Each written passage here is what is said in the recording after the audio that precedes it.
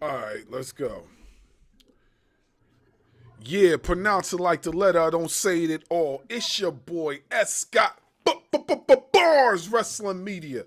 We back. Make sure you like, share, subscribe to the channel. Hit the notification bell for more content. Coming up next, could we see Vince McMahon return to WWE?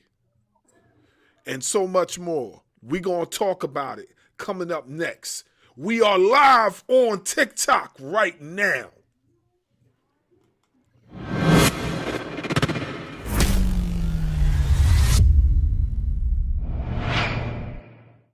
Back at the office early, levels are clean, arrangements locked. This is the one that's going to set the tone. Every section tells a story. That drop in the hook, hit it perfect. We built Escott Bars as a home for fearless music, and that means every detail matters. Escott Bars LLC. The home for fearless media. S. Got Bars LLC.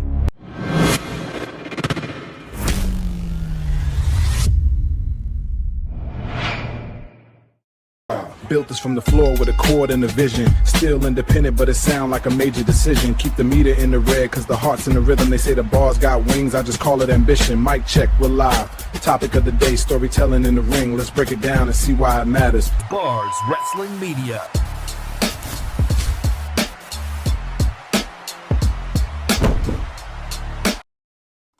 Light it up, we take the ring, no fear in our eyes. Gold on my shoulder, fire in the sky. Hear the crowd get loud, we were born to rise. Bars in the zone, Doug keeps the pace. Otter with the plan, we control the space. This is greatness, nothing less. Turn the pressure to success. We're Here's your host, Barz Wrestling Media.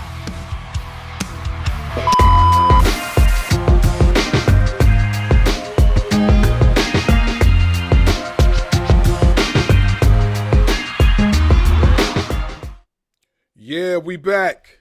Make sure you like, share, subscribe to the channel. Hit the notification bell for more content. Barz Wrestling Media, we are live on TikTok. Yeah. So, we were starting off the conversation with Mercedes Mon'e and her downward spiral. So, what's going on with that, folks? Whoever wants to start can start first.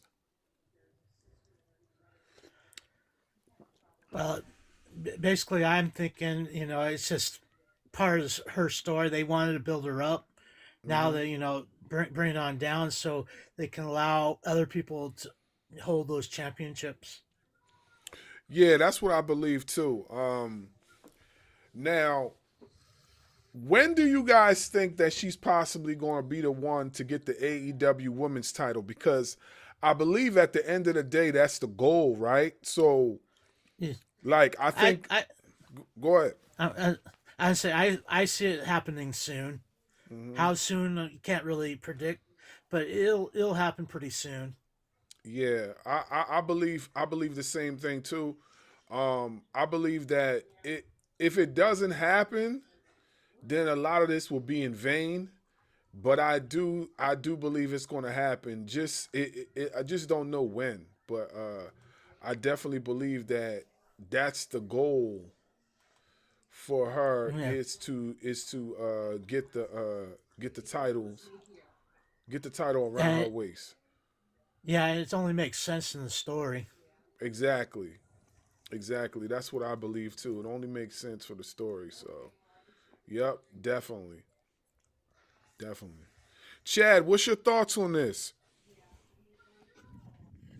My thoughts are that she's losing all these belts, and then eventually sometime this year she's going to be the AEW Women's Champion. Mm-hmm. I believe that too. Just don't know when, but I definitely believe that that's what's going to happen. That the end point, the goal is for her to get that title. I think her and Tekla will be a good match if Tekla still has the title by the time she gets to it. What's going on, everybody? How's everybody doing? Chad, Allen, Brother Bars. Yeah, How what's you doing? going on, BJ? Yeah, I'm sitting up here watching Collision right now. So Oh, it's kind okay, of listening. okay. That's what's up. Well, the topic of discussion, starting it off, is Mercedes Mon'e. Yes, So, sir. as we all know, she's been losing titles left and right. So, what's your thoughts on that? Is the end goal for her to get the AEW title, or are they just going to keep having her lose for no apparent reason? What's your Okay, thoughts? so what I'll say is this. I do think that Mercedes Monet will eventually be the AEW Women's World Champion, but I don't think it will happen immediately. I think like once she loses that last belt, I Hmm. think she will probably sometime this month. 'Cause I'm thinking she's gonna come back at Dynasty. She's gonna come Hmm. back at Dynasty, and then maybe she'll make an appearance, but she won't lose. But she'll lose that next belt, and then she'll get the next title opportunity against Tekla. And I think they're gonna make her chase it. They're not gonna have her winning on her first night back. Hmm. I think they're gonna wait for something like an all in for her to win it though. Yeah, I definitely agree with you on that. I think it's going to be something like an all in, like something big for Yeah, her to get the title. even though Double or Nothing is one of the big four, I don't see her winning it at Double or Nothing though. Yeah, Not yeah. with not with like if MJF and Darby are gonna potentially go one on one. I don't see I don't see Darby winning right now, and I don't see Mercedes winning right now. Yeah, So like that's the big thing. yeah, yeah. I see your point. I definitely could agree with you. I don't see her. I don't see her winning right then and there. They're gonna make her work for it. They're going to slowly, break her down and then slowly build her back up. That's what I see happening. What's Exhausted, the what's good, man? What's your thoughts on this, man? Mercedes Moné, the downfall. When is she going to be the champion? What's your thoughts? Shit. First, let me say what's up. What's up, Bars, BJ, Chad, Allen? What's going on, man? How you guys doing today? Happy Thursday. We Um, good. I mean, I'd have to agree with BJ. You know what I mean? Like, it seems like they're okay. Like when she first got there, and then not only just there, but like as she left the WWE, she was winning everything basically on her first shot, right? Like I believe it was her first night in New Japan or her first match in New Japan. She won the title. Um, so she's gone through. So it makes sense to have her uh fail at her attempts. She lost to Tony last year, and pretty much everybody kind of thought she was gonna win it then, just because of the run she was on. Hmm. Um, it's kind of hard because I know we talked about this last week in a different topic about how there's no heels and baby faces, right? Hmm. So under normal circumstances, you would want either. I mean, Tekla's over with the crowd, but like she projects like heel energy because she's so confident. She has the characteristics of a traditional heel, right? She talks boisterous. She has confidence. She talks like she's gonna win. So it gives heel energy, but she gets cheered. She gets the pop, Hmm. and so ideally you would kind of want Mercedes to be in that like sympathetic baby face, like we want her to overcome kind of role. But again, in pro wrestling in 2026, it's not really something that it's not really something that I mean, look at the Randy and Cody situation, right? Everybody's rooting for Randy and not for Cody, even though Hmm. Cody's the baby face. Hmm. Um, so it's kind of hard. I agree with BJ though about I don't think you give it to her right away. I think if you kind of I don't know. I don't watch AEW all that often. Does Tekla have a group? Is she part of a faction of sorts? Yes, she Yeah. is a part of the Triangle Yeah, of she's a part of the Madness with Triangle of Sky Madness Blue and with Julia Julia Hart. Hart and Scott Blue. Yes. Perfect.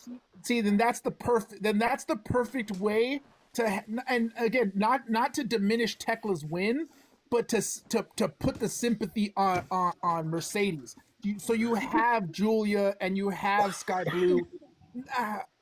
Not necessarily cost Mercedes, but interfere, right? Distract the ref, something like that. Not blatant, just boom. Not have her just like not have Julia lay her out and then win like that. Like you still want Tekla to be responsible for the victory, but you want Sky and Julia to play their part in the defeat, which adds to the sympathy, and it adds to, like you said, the continuing downfall and spiral of Mercedes. She's lost all her belts. She's lost momentum, things like that. So yeah, I could see it being progressed after one or two after a match. At least I think it was BJ, right? BJ, you said All In, or Barz. One of you guys said it, All In. I said All In, maybe like an All In, because even though Double or Nothing would be a good pay-per-view for her to win it, I don't see her doing that. I would see her losing it again and then building it back up for All In, because Double or Nothing is just like Dynasty.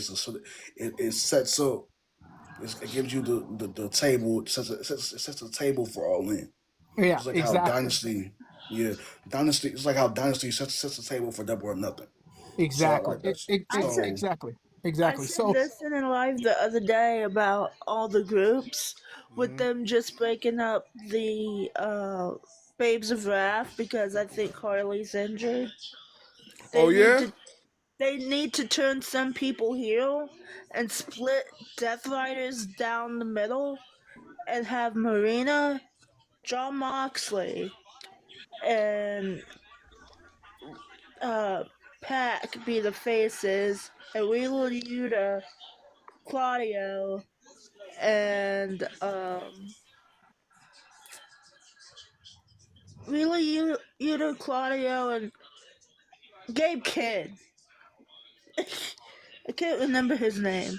Be the heels. So what you're saying is that they're thinking about breaking some of these factions and tag teams up. Is that what you're saying? They should. Oh, okay. They should, because then when you get back, you can turn the Babes of Wrath heel. You can turn the Triangle Madness babyface, and you can turn Athena, which I'm surprised you didn't bring up, because she may not have as many titles as Mercedes did, but she's about to beat Roman's reign. Yeah, and the thing about it, the thing with the Babes of Wrath is that they're already they're not together anymore. So like they broken up. They decided to go their separate ways. And Willow I'm glad that they didn't have Harley turn heel like I thought they were going to do. So Willow as a heel, that sounds outlandish. You know, it sounds wild. Like I wouldn't. Well, I could not. You never I wouldn't thought be able to Bayley buy would that. turn heel. I wouldn't be able to buy Willow being a heel. And Bailey's heel turn was awful. Like that one. That would be the equivalent. I'm the only one that didn't. Wait a minute, because I like the initial heel turn was bad. Yeah, but they ended up. They ended up cleaning up a little bit with damage control, but you're right. The initial heel turn was bad. Yeah, I know a lot of people don't follow the indies, but Izzy, the little girl that got famous from Izzy Moreno. I follow the indies very closely. I follow her stuff as well. She is a champion, and she's really good at only I think she's 20. She's like 18 or 19. She's good on the mic. She hasn't gotten there in the ring yet. But what they need to do, if Bayley ever leaves WWE, let her go to AEW and let Izzy have that dream match that she's wanted for years. Her versus Bayley versus Mercedes. So let me get this straight. You saying Izzy, right? Are we talking about the girl that's in WWE? No, Izzy Moreno. No, she was that little girl Bailey, like the Bailey fan from NXT. She was the one that Sasha made cry back in one of the takeovers.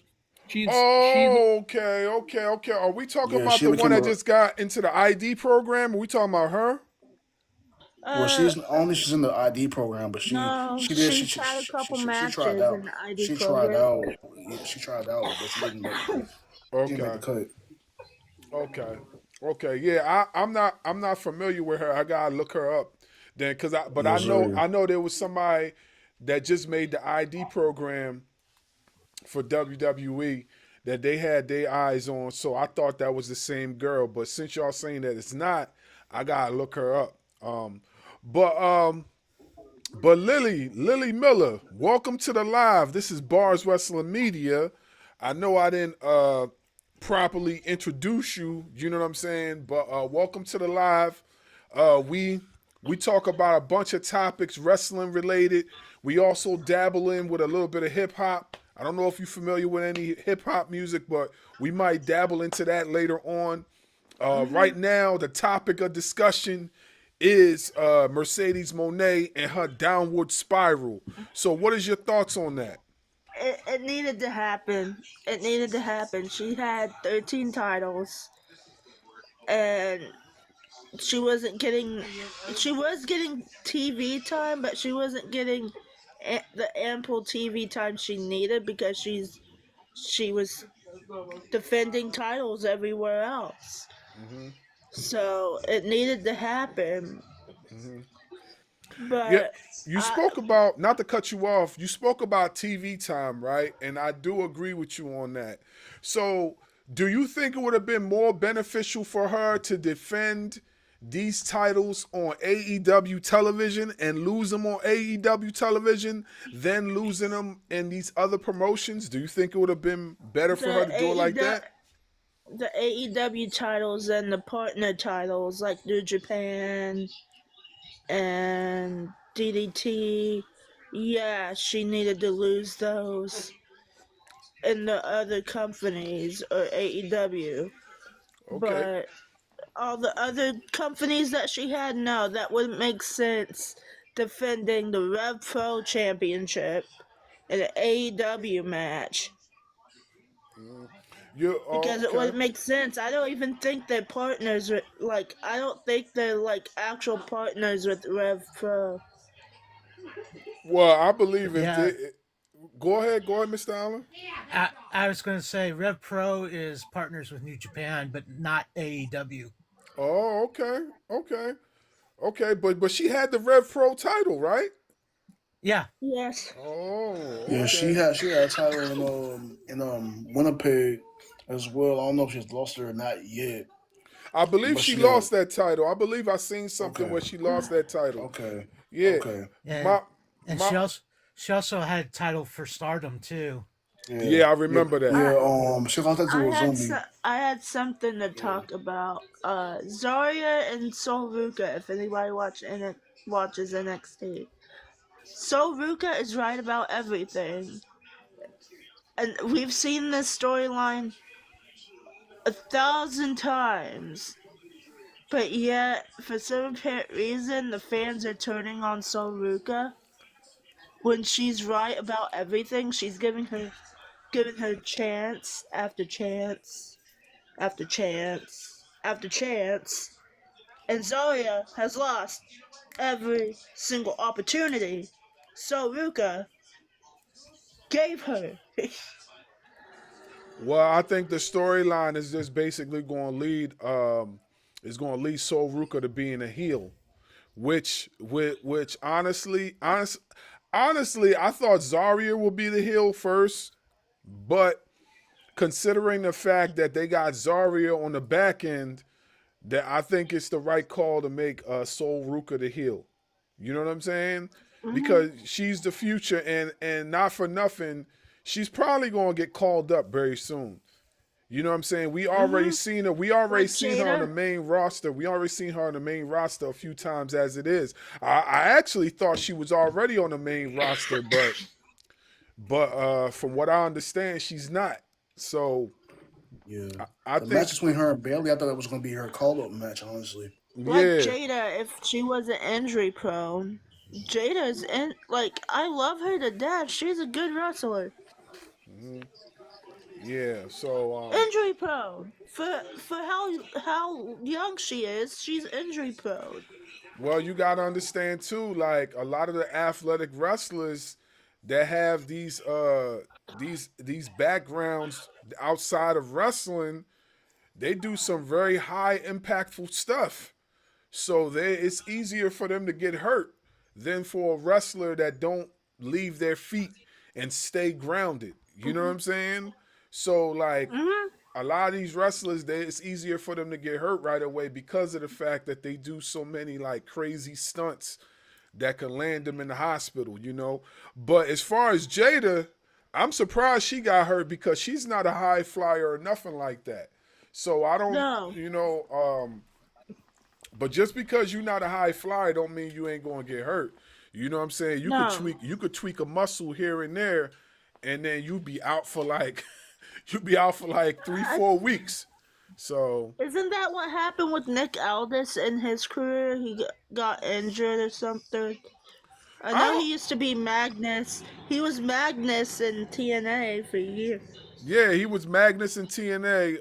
Of course, we know him as the national treasure in NWA. So yeah, I don't remember what happened as far as his injuries. I know he got injured a few times, but I don't remember, you know, what happened to him in his injuries. I don't remember exactly what took Th- place, but This is a question for everybody. Do you think Mara Sade, Jakara Jackson, has shown what she's worth in AEW? you mean in TNA? Mariah Sade, she's in TNA. Yes. Yeah, I think she's doing pretty good so far. I mean she got a lot more work to do, but she's shown that she's a pretty good athlete. Um I don't to me personally, I think she's still got a long way to go. You know what I mean? Like considering TNA is a wrestling first company. You know what I'm saying? So if she's going to compete in that women's division, she's going to have to do a lot more work because there's a lot of women in that division that can really wrestle really good. So she's going to have to put in a lot more work. I'm not saying she's bad. She's good. She's really good. She's really improved a lot. I watched her a few times on the indies too. Right after her release from WWE. So I've seen her improvements. I'm just saying for me per se, I feel like it's going to be a little while before we see her in some title picture. Unless they decide to do something with her, you know. I know she's on TV a lot. I know that for sure. This is another question for everybody in the chat. Um, would you book Obafemi versus not Lesnar? It should have been Obafemi versus what's his name? They moved him down to AAA. Omos. Nah. Nah, it No. won't be a good match. It wouldn't be a good match. It wouldn't be a good match for either of them. It will make it because right? For one, we don't know how Oba looks against somebody that's not a real good wrestler. You get what I'm saying? I'm not saying Omos is bad. He has improved, but put him against Obafemi would mean that that match has to basically end in like in like when not even that match has to be at least 1 minute 50 seconds, 2 minutes. It can't be no longer than that. You know what I'm saying? Like he has and Oba has to be the one to win. Omos can't win. And if that doesn't happen, it has to be a disqualification or a count out or something like that. It can't go no further than that. Because if it goes longer than 5 minutes, it's gonna be a dumpster fire. You know what I'm saying? And it's not gonna be on Oba's behalf neither. No offense to Omos, but it won't be on Oba's behalf.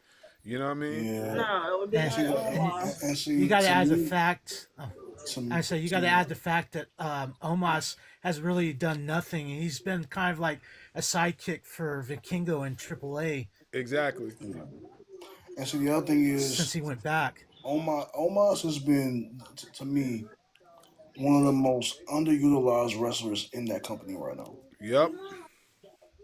And for him to have all that hype, to have all the hype that he did, to go to Japan and have a phenomenal tag championship run with Yoshitatsu, the former Yoshitatsu in her wrestling Noah, and then to come back and be put on AAA, it kind of disheartened me. I'm like, you don't really want to use the guy, so why don't you just release the guy and let him go to the Indies and find somewhere else that he can thrive? Because it seems as if that it seems like as if they're wasting That his kind time. of reminds me of the situation WWE put Matt Cardona in years ago. He was hyped after he won the United States Championship. They stripped him. They made him look like a piece of shit. And then he made his name back on the Indies. Yeah, And refused to change it back to Zack Ryder. and I love Matt Cardona, by the way, but like they succeeded in making that man looking like a nerd during that time, and that was not okay. I'm glad they have redeemed themselves seemingly, but now it seems as if they're doing a little bit more of the same in terms of having him in a segment with Randy Orton just getting beat up like it's nobody's business. So I'm hoping that they put him in some sort of good title picture or something. Because the guy is still talented to be just sitting on the bench. Does I'm anybody sorry about that, watch Boris. TNA?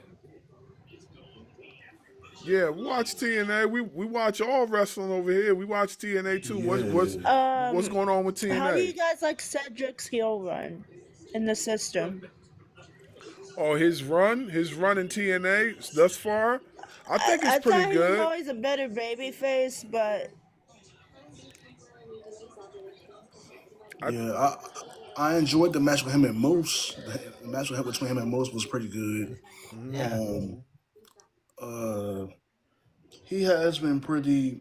He's a pretty skilled guy. So Cedric Alexander, there's nothing like to complain about with his wrestling style.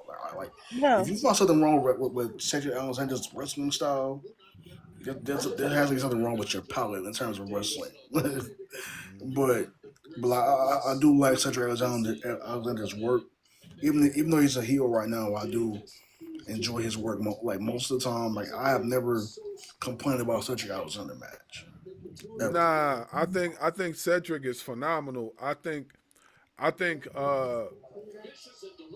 what was possibly going to happen in the near future is that we're going to see him be the next X Division champion somewhere down the line.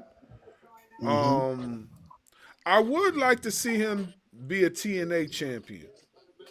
Yeah, I don't think they're gonna stick him in the mid card. He's I not. can see him being X Division champion as well. Because I think eventually Mustafa Ali. I'm sorry, they're giving that back to Mustafa Ali. Yeah, go ahead, BJ. Go ahead. That could happen as well. Yeah, him and Elijah had a really good match for that casket match, that guitar case casket match. It was a very good match. I enjoyed that. Yeah. All right, so let's go into we talked about Mercedes Mon'e, so let's talk about this whole John Cena return. Let's talk about that. Now, what I'm hearing about the whole John Cena return is basically that he's not returning in a wrestling capacity. He's going to be returning to host WrestleMania. Now, do y'all think him hosting WrestleMania is going to sway the opinions of the fans and make people want to watch? I'll start with Chad. Hold on. We're gonna go in order. So I'm gonna start with Chad, then Mr. Allen, then BJ, then Exhausted, then you, Lily, and then just coming in, I'm gonna start with my man down here, Yabo. Yabo, we'll go to him. What's up? And then we'll go from there. All right. So Chad, what's your thoughts? Do you think that John Cena returning and hosting the WrestleMania event is going to sway people into watching?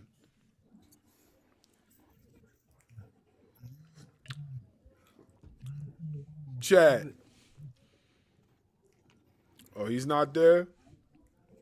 He's not there. All right. We go to you, Mr. Allen. What's your thoughts? Well, as much as I hate to say this because I'm not a huge John Cena fan, I think he will have some influence and bring people to watching WrestleMania just on his name alone. And I mean, it's kind of sad because you think you would want to watch it for the matches, but a lot of people out there, they're huge John Cena marks. So, yeah, I think he'll bring a lot of people into it. Yeah, I think he's going to garner up some attention as far as like viewership. I don't think it's going to be much, but I think it's going to sway it just a tad bit. You know what I mean? Considering the influence that he has, especially on the kids. So I feel like it's going to sway it a little bit and get people to want to watch. But I don't know how much is going to sway it, because he's not getting in the ring. They already said it that his body's too beat up for him to even keep up. You know what I mean? We seen how hard it was for him to have the last few matches he had. So I don't see it swaying the decision of the folks too much. But yeah, I definitely agree with what you're saying. Yeah. Yo, BJ, so what's your thoughts, man? About Cena coming back as a host. Yeah. So I will say this. And this is somebody I'm one of the biggest John Cena fans ever. And I'm happy to see that he's coming back. I think it's a little too early for him to be coming back, to be honest with you, completely. I do think that it was a little too early for him to be coming back. So I was glad to see him come back, but I don't think he was really needed in terms of like the hosting WrestleMania. I thought this was just another ploy to try to get tickets. So I think they're using Cena as a pawn, but that's just me personally.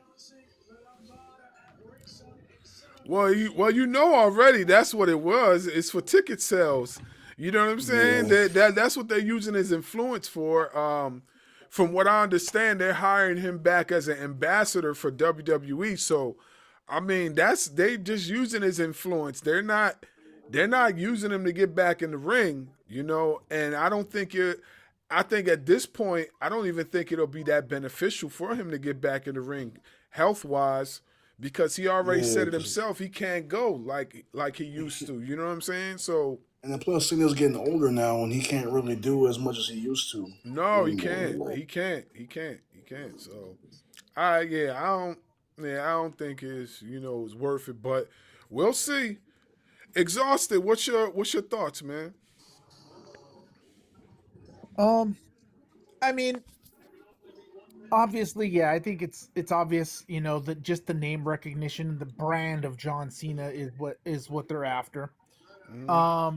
I think the best way to use him as the host, obviously, like we need like him as John Cena now as an actor, right? Like we need John Cena like to have some funny sketches, funny skits, interactions in between matches and things like that. Like the obvious one is a Cena and Danhausen little interaction. That would be great. Similar to a few years back. Remember when it was I think it was Hogan and was it Mark Henry or a couple of guys, right? They were rolling around through WrestleMania and like they were just interacting with a bunch of different stars. That's ideally the best bet, is to have Cena interact with some guys. I mean, yeah, I don't really see the return as far as like I don't think it's gonna. We all know he's not going to get in the ring or have any problem. Probably, I would be shocked if there was even any physical interaction. Like him giving someone an FU or something like that. You know what I mean? Or AA or whatever. Yeah, I think everybody kind of sees through the facade of Cena coming back as the host. But I mean, we can just kind of hope for the best and hope to have some funny interactions. Like I said, Danhausen, the Miz, you know, anybody like that. Like that's fine. It is what it is. Yeah, I hear you. Speaking of that, we just mentioned Danhausen. There's a little something I want to insert. It's not on the itinerary as far as discussion, but we definitely got to talk about it because this is what I seen today. So speaking of Danhausen, right? Y'all remember the last Monday Night Raw when Danhausen, or was it the Raw? No, it was the Raw before last that it happened. Danhausen cursed I Show Speed. So now we fast forward into this week's past Monday Night Raw, and I Show Speed got himself into a little debacle with the Vision and the Usos and LA Knight and all this other bloodline stuff. So my thing is, do y'all think that they inserted into the storyline Danhausen cursing I Show Speed to get himself into some trouble? Because now Fast put the whipping on I Show Speed on his stream to give him a little receipt for what had happened on Monday Night Raw. So do you think that Danhausen's curse, along with LA Knight beating down I Show Speed, all bundled together, do you think that has something to do with the storyline in I Show Speed getting into the ring? Because what it looks like is now is that it's going to be I Show Speed and the Vision versus LA Knight and the Usos at WrestleMania. So what's your thoughts about that, Exhausted?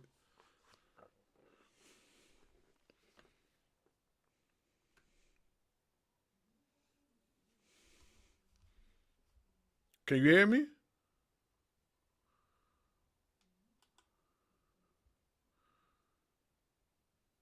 Oh, crap. Hello? Are you still there?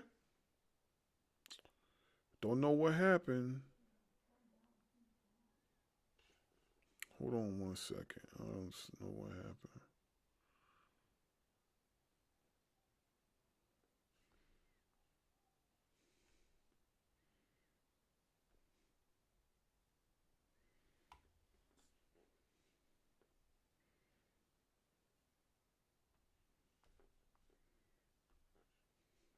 Can y'all hear me?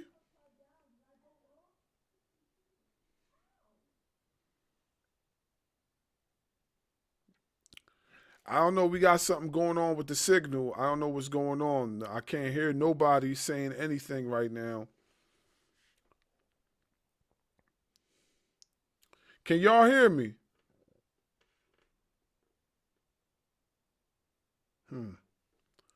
That's weird. It says that I'm still on.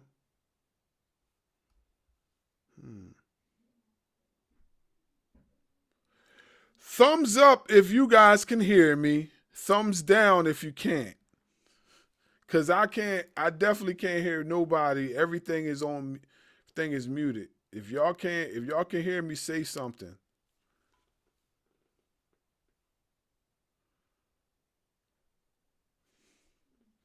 Hold on. A better way to fix this is to... Because I don't think... Oh, okay, all right. What happened there? Hold on, because I froze. You were freezing up on us. Yeah, you were frozen for about 2 minutes. Okay, yeah, because I was trying to...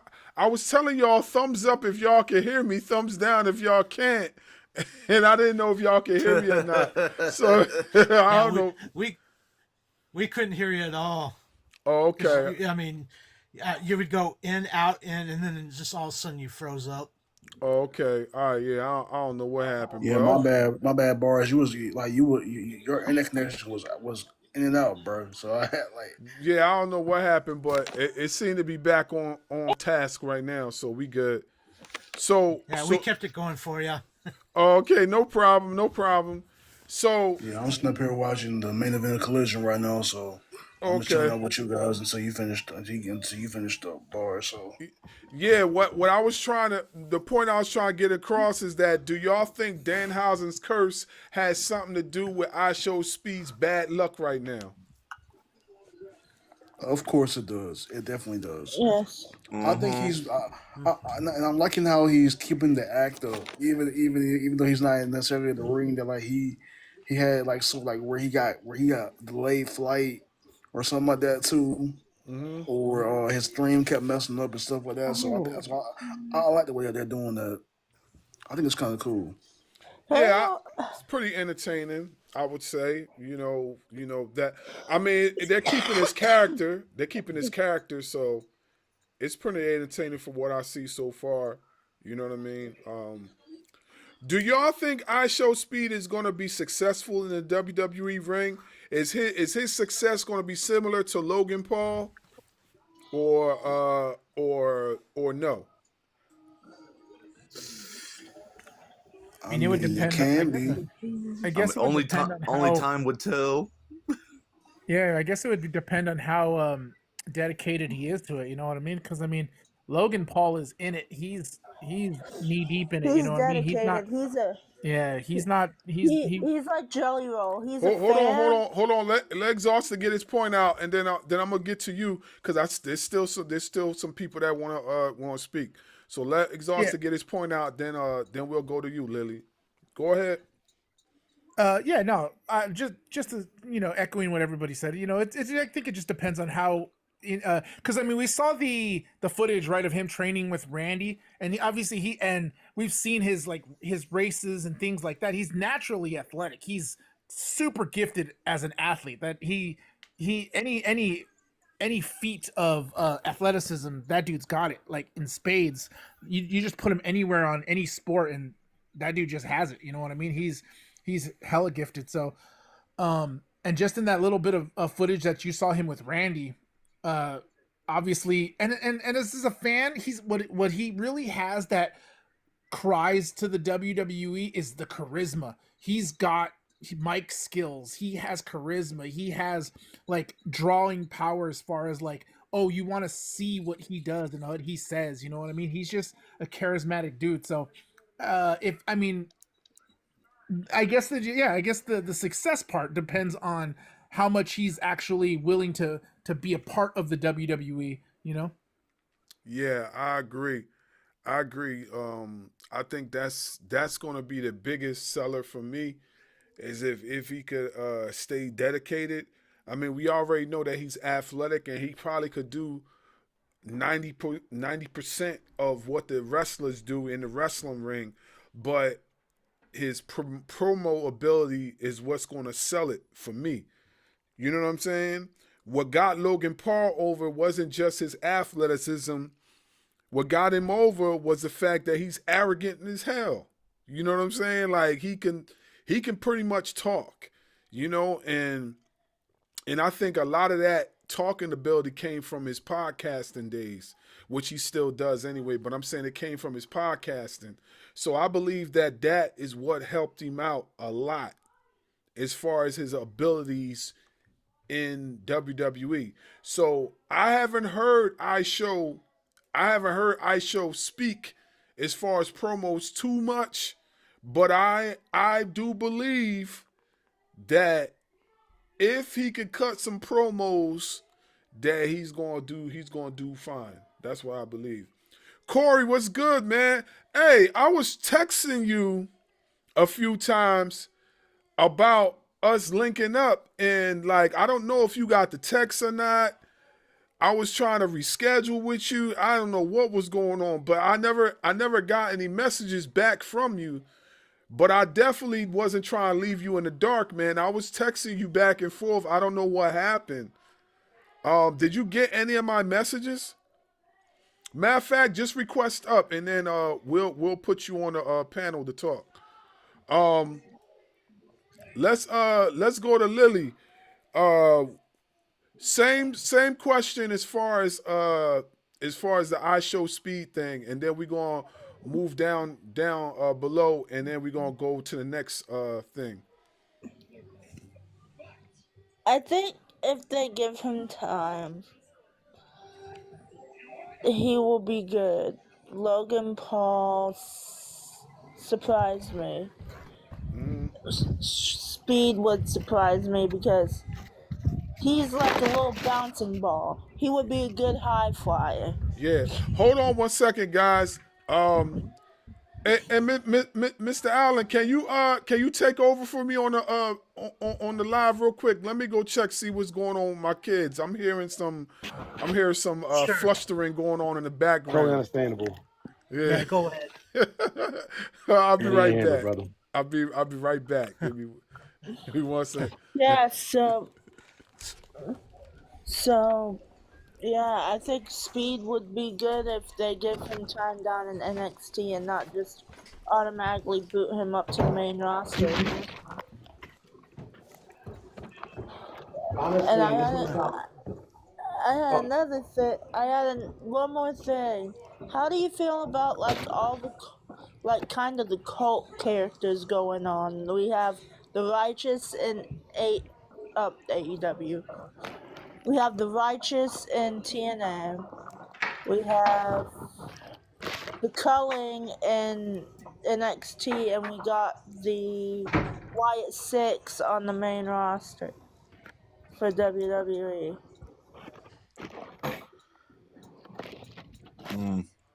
Is that as a question for everybody? Yes.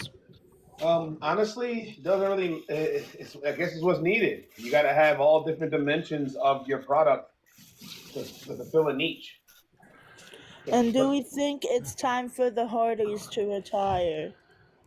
That's up to them, not me. Yeah, that's up to them. Yeah. Yeah, that's really That's up to them.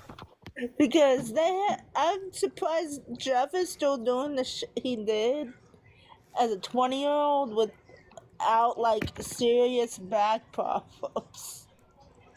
Oh, but at the end of the day, the Hardys are still invited to the cookout. Yeah. Oh Lord. Well, but overall, it's up to the Hardys if they want to retire or not. It's up to them. We can't predict it. Yeah, I'd say they've been around for a while, but they're still good for their craft and everything. So I would say let them retire when they want to retire. How do you like Birthright? Like, that's the only NXT team I don't get because I don't think Stax is a second or generation star. Every person in that group is a second, third, or fourth generation. All right. I appreciate it, Mr. Allen. I gotta go check on these kids No real problem. quick. Yeah. Okay, so I want I know brother's new to the panel, so I want him to get his time in to speak real quick. Then we're gonna bounce back up to Corey. So my boy, the floor is on you, bro. All right, but yeah, on the ice speed situation, I'm gonna say for now only time would tell, and if he does end up wrestling, I would say Speed should go to NXT before doing anything else on the main roster. And on the Cena situation, well, it's an I guess. I feel like they brought him back too early, and in my opinion, I don't mind him hosting WrestleMania, but in my opinion, I felt like that was a desperation call because of tickets. But just saying. Nah, it definitely was a desperation call because of tickets, because they needed them ticket sales. You know what I mean? Yeah, they do. Yeah, so I agree with you. It definitely was a desperation call. They need the problem is with WWE is that they need his influence. You know what I mean? His influence is what they need. That's what it is. It's not even so much about the wrestling, it's his influence. So we, only time will tell as far as how it's going to play out when when WrestleMania comes about, how it's gonna play out. But as for me, I don't think it's gonna really do much. I mean, it's gonna bring in, it's gonna sway it a little bit, but I don't think it's gonna change much. Honestly, No, not at all. Yeah, honestly. And half of the matches on Mania, they're not even worth watching because the build up, how some of the matches are building up, it ain't the greatest. Nah, not at all. To me, Jade's trying to relive her AEW run. Well, I don't think it's Jade. To bringing back the baddies. I don't think it's Jade that's trying to relive the run. I think it's WWE that's trying to do that for her. Thank you. I agree. It's not Jade that's doing it. I'm sorry, it's not Jade that's doing it. It's WWE, because here's the thing, right? Most of her Jade success is in AEW. You know what I'm saying? The way they book Jade, I mean, we're not gonna say, we all know her matches weren't the greatest in AEW, but her booking was better in AEW than it is in WWE. The only thing that they did in WWE, which catapulted her up to the status that she is in, is they made her look like a star from the get-go. That's what they did. But as far as the booking of wrestling matches, that was basura. That was bad. But as far as them building her as a star, they did okay with that. As far as them building her as a character, they did okay with that. But her wrestling matches, they did not book them properly. So what they did was they just recycled what AEW did, and now they're using it in WWE. So as you can see, they got their own version of the baddies, which we don't even know for sure what they're going to call them yet, because they haven't brought that to nobody's attention yet, what they're going to call them. So, well, it took me a little while when they were trying to build up Natty and Maxine for a while. They actually named them. They were the Dungeon Dolls, but they didn't say that on TV for the longest time. And then by the time they started saying it, they split them up. Yeah, that's true. So there was no need of saying it repeatedly on TV because fans would have fell in love with them. Well, I mean, for me, the only thing I liked was Natty's character. I didn't really care for what what's his face was doing, honestly, and that's no shade on her. I just don't feel like she's done enough. You know what I mean, as far as her character to really be in the position that she's in at the moment. But you know what I'm saying? Like she's definitely improved in her wrestling. I could say that. Do you think they did Eva Marie wrong? I think she's even said they did me wrong. Did but who? I loved my time there, so I'm not gonna give shit to them for booking me the way they did. I think she's talking about Eva Marie. Eva Marie. Oh, Eva Marie? Nah, man. I'm gonna be honest with you. The only thing Eva Marie had was a look. That was it. She wasn't much. She wasn't that really good of a wrestler. I'm just being honest. Well, I mean, the Bellas can wrestle a little something. I'm speaking on, like you mentioned, Eva Marie. Eva Marie, honestly speaking, she just looked good. She wasn't really a great wrestler. She just was. She just looked good. She was eye candy. That's all she was. You know what I mean? With all due respect. Well, they did. Further down her career, they did that to Emma, and Emma and her were almost on the same level, but Emma was championship material because she got it stripped off of her down in NXT. She won it off screen. The title match between her and Paige for the NXT Women's title. Oh, wait, She actually won it. They stripped her of it. But here's my thing, and I could be biased about this. But when it comes to Emma can work. Emma can She can. wrestle. Eva Marie is not much of a wrestler compared to Emma. She's not. She's not. Ooh, She's I not. have legacy children we can talk about. Tessa Blair, who's on ring and in the mic. It doesn't care about their backgrounds or what they've done in the past. Tessa Blanchard or Charlotte Flair. Tessa is better on the mic.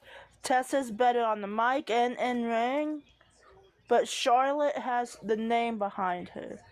Blanchard she has the talent on the mic and in the ring. Charlotte got all the titles because of her last name. I'm sorry. I'm not biased. I don't know about. Yeah, I she don't has know. a little bit of Wait, talent. let me step in. Let me step in. Hey, Lily, you starting some problems if up we're here. taking away if we're taking away what Tessa did, then I'm gonna go Tessa Blanchard because I've seen her wrestle and she has a style that I can actually connect with.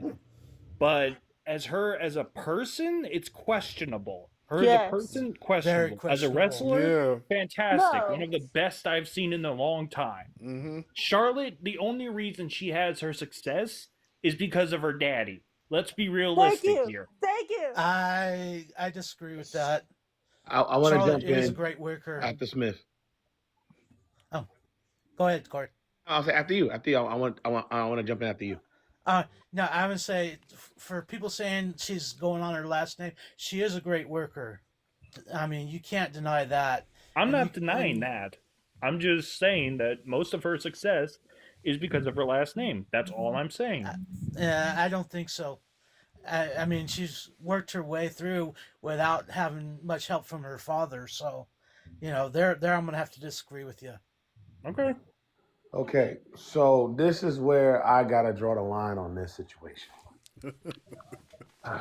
When it comes to Blanchard, I actually met with her backstage before the incident and after the incident. And she's overall a cool person. Y'all just saw an image of an instant that happened, and y'all just used people. When I say y'all, I'm talking about the public. No, we understand. Go ahead, bro. Yeah, y'all use that as a way to dictate a person's character because it was a no-no. That's the only thing that's the issue with me. In regards of the whole Flair and Blanchard, I say this: if those two were both booked on the same show, like on their own company, they'll be a team. That's hand down. They would have made a female legacy. Done.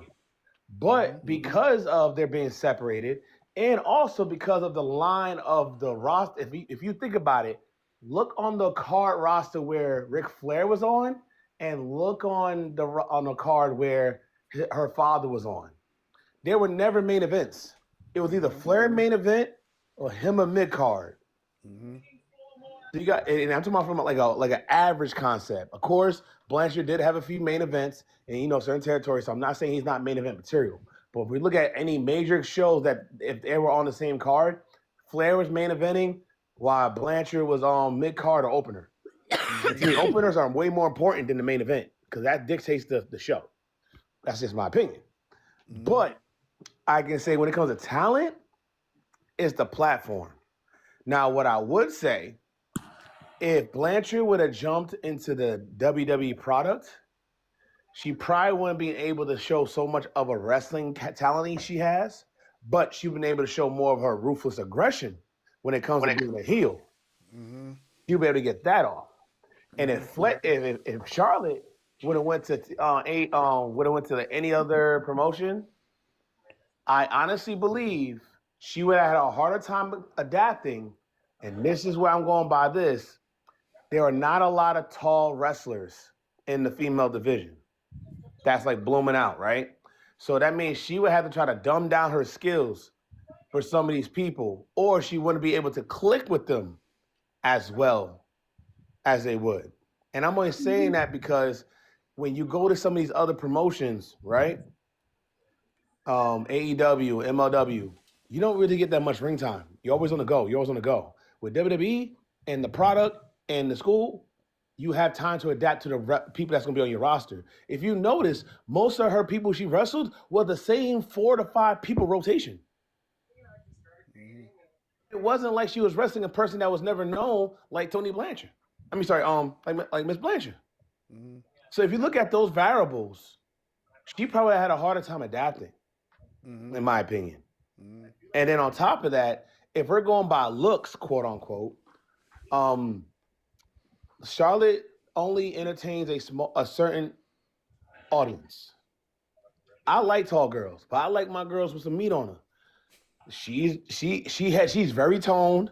She got some look, but like the gear that she has, it makes her look more like slender than muscle. Mm-hmm. And they just can't help it. That's just how her body structure is. Mm-hmm. But I honestly think that they're both good in their own right. And with the exception of what Blanchard made her decision on certain things, that's where she digged her grave. But at the same time, she's bearing herself out of it because she's doing good work. She's keeping it moving. And it's just the people that of the cancel era not trying to book her. Because if this was 10 to 15 years ago, that would have been thrown on the rug and she would have kept it moving.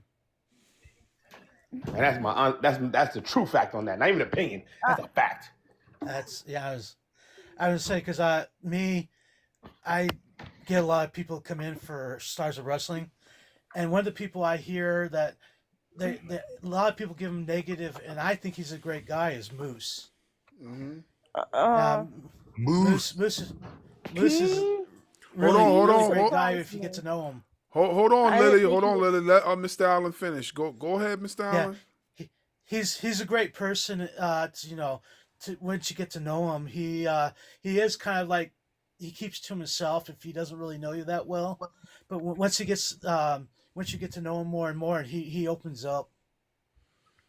Yeah, I like Moose. I've always liked Moose. I've been following Moose's career since Ring of Honor, so I've always liked what Moose was doing. Look, we all understand. I'm not dismissing anything that anybody has ever done in their past. I'm not dismissing it. But what what I want to say is that everybody has a past, okay? No one is perfect. You know what I mean? Nope. Every person has a past. No matter who you are, you got a past. So if it just so happens you're in the entertainment field and the fans find out about your past, depending on what it is, do you think they should continue to hold this firearm to your head because of your past, or do you think they should give you an opportunity to redeem yourself so that you can move forward? You know what I mean? They should give you a chance. Yeah, I'm all about second chances, but I also understand too, like, when you get that second chance, you have to be genuine. You understand? You have to be genuine on your remorse. Sometimes, like, we get certain athletes, they're not too remorseful on what happened. And I think that plays a big part into, you know what I'm saying, whether people are going to get behind them and support them again. You know what I'm saying? So I do feel like if you're given a second chance to, you know what I'm saying, clean up whatever happened, then I do think you should, be, just humble yourself, bring yourself down just a teeny weeny bit. Now, if things are misconstrued and a lot of these things ain't your fault and it's just because of the cancel culture or whatever, trying to put you out of a job and whatever like that, then that's something totally different. You know what I'm saying? But if we know the truth is the truth and all that stuff, then yeah, I feel like if you're given a second opportunity, then you need to just, dial it down a few notches or whatever. That's just my opinion. I have a topic. Yeah, hold on. We're gonna get to some more side topics in a moment. I want to keep the flow going as far as what we got on here. So I want to talk about Vince McMahon possibly returning to the WWE. Yeah, I know. We don't want to. Come on, my nigga. I know. I understand. Don't nobody want to see the boss back in the forefront, but there's rumors out there that is Bars, saying can I that he interrupt you real possibly going quick? to return. Yeah, go ahead. I'm sorry to interrupt you, Bars, man. I respect the hell out of you, but this is where I draw the line, dude. I'm sorry. If the rumors are true, then I will do my best to contain my crash out, because I've already crashed out once today and I don't want to do it twice in one day. So I'm going to try to keep my crash out to a minimum. If Okay. the rumors are true about Vince buying back WWE, then I feel like if we keep him in, like, let's say a manager stage, or if we put him back to where he originally was, like on commentary, then I'm fine with that. I have no problem with that. My problem will be if we put him back in office, if we put him back on the writing team. I'm afraid we're going to get people like No Way Jose characters. I'm afraid of that. That is my biggest fear, because we just got through the freaking PG era. That was a nightmare. I don't want to relive that. I do not want to relive that. Well, So- I'm not to cut you off, boy. I want to tell you this. Now, I definitely don't think he's going to be able to buy back the WWE. But the rumor that I'm hearing is, because I have heard the rumor about buying back the WWE, but I don't think he's going to be able to do that. I don't think that's happening. The rumor that I did hear, though, is what Chad was talking about earlier when he was when Vince was basically being put in a situation where he could return and induct Stephanie into the Hall of Fame, and on top of that, possibly be brought back into the WWE for booking purposes and the story line or whatever the case may be. That's what I've heard. That's what I've heard. If he's just coming back to induct Stephanie, then I'm fine with that. I just don't want that man running creative or booking. I don't want it. That's what they're talking about. The creative of booking. That's what they're trying to say, that they want to put him in line for. No. I'm gonna just keep my mouth shut, because if I say something, I'm going to regret it. So I'm gonna go on mute. No. Nah, No. nah, bro. No, Hey, yo, bro, no. speak your No, mind, we do bro. not need- we do not No, need because the if I early speak my nine- we don't mind, need if the I late speak my 90s. mind, I'm going to crash out, and then it's going to become me getting blocked for what I'm about to say, and I don't want to get you taken down for that. So I'm going to keep my shit muted. Okay, all right, man. But me personally, I ain't going to take nothing on it. I ain't going to take nothing, but it ain't going to bother me none. I can't speak for anybody else, but I can speak for myself. Like, it ain't going to bother me none, because it's an opinion. But I definitely don't think he's going to be able to return in any capacity to buy back the WWE. I think if anybody's going to buy the WWE in the near future, maybe 2, 3, 4, 5 years from now, it'll be the Saudis first. Before anybody else even touch it, it'll be them first. That's just my opinion. But get the first bid, yeah. Honestly, I don't see Vince coming back at all. That's just my opinion. Yeah, hold on. I gotta give somebody their flowers real quick before we continue on with this conversation. My man Leroy had a segment with MJF. He had a big segment with MJF. My brother, congratulations to you, bro. Congrats to you, man. Tell us about that segment with MJF, man. Go ahead, man. The floor is yours. Tell us about the Hebrew. So,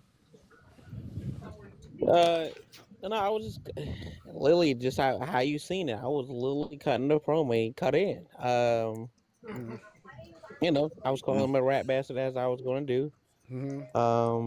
And he finally wants to step up. I told him afterwards, it's about time.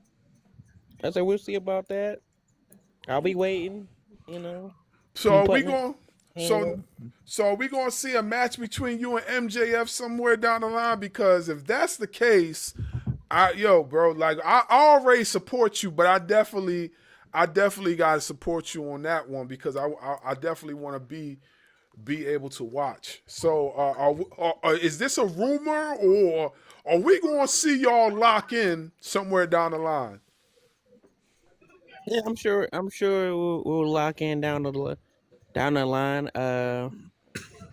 I feel if he's really on the run that he say he on, and he's this generational talent that nobody's on the level with the devil, but he ain't answer my question. Can you go 1-on-1 with the nasty one? That's the question. Okay. So you gotta make him put the AEW title on the line. That's what you gotta do, bro. You gotta tell bro, put that title on the line. You know what I'm saying? So we can see you on a Dynamite or a Collision or whatever. You gotta tell it. You gotta I'm tell gonna let y'all him. know right now. Even though that sounds like a real good hype, but if even he goes for it, MJF has defended his title at AEW events. That is true. Prime example, he did Alex Price at Beyond Wrestling when he first got the title, and that's how you found out that Alex Price got signed after wrestling him. So Leroy, is this something that you trying to tell us, brother? You know what I'm saying? Could we see you on a Collision or a Dynamite one day, or one of these other promotions where you're facing MJF? It's possible. It's definitely possible. I've put it in the air. I've manifested it like this so far. I'm gonna keep manifesting it that I'm gonna pop up on Dynamite. But like this ain't the first time I've been on Dynamite, but this be the first time I will probably wrestle on Dynamite. That's what's up. That's what's up, man. I'm very happy for you, man. When I seen that earlier, I was marking out for you, man. I know you seen like I know you seen on your page like 3 or 4 different accounts with me on it. I was commenting like 3-4 times. You know what I'm saying? So so that video can circulate for you. If y'all didn't see the video, y'all get an opportunity. Go to Nasty Leroy's page on Instagram or on Facebook. Do you have it on TikTok too, or is it just on Facebook and Instagram? On TikTok, I got it on my page here. Okay, so go to Nasty Leroy's page right now and check out the segment that he had with MJF. Give a comment and give a share. Support homie. You know what I'm saying? Because he putting in that work. I'm one of the believer that if you manifest that for so long and you put the work in, it's gonna happen. So it's definitely it definitely will happen. And I'm gonna say a possibility. I said it earlier, but it will happen. I just gotta keep putting the work in to make it happen. So when it happens, I'll be ready and shit. So Well, I know the first thing I'm doing, I'm chopping the shit out of them. So,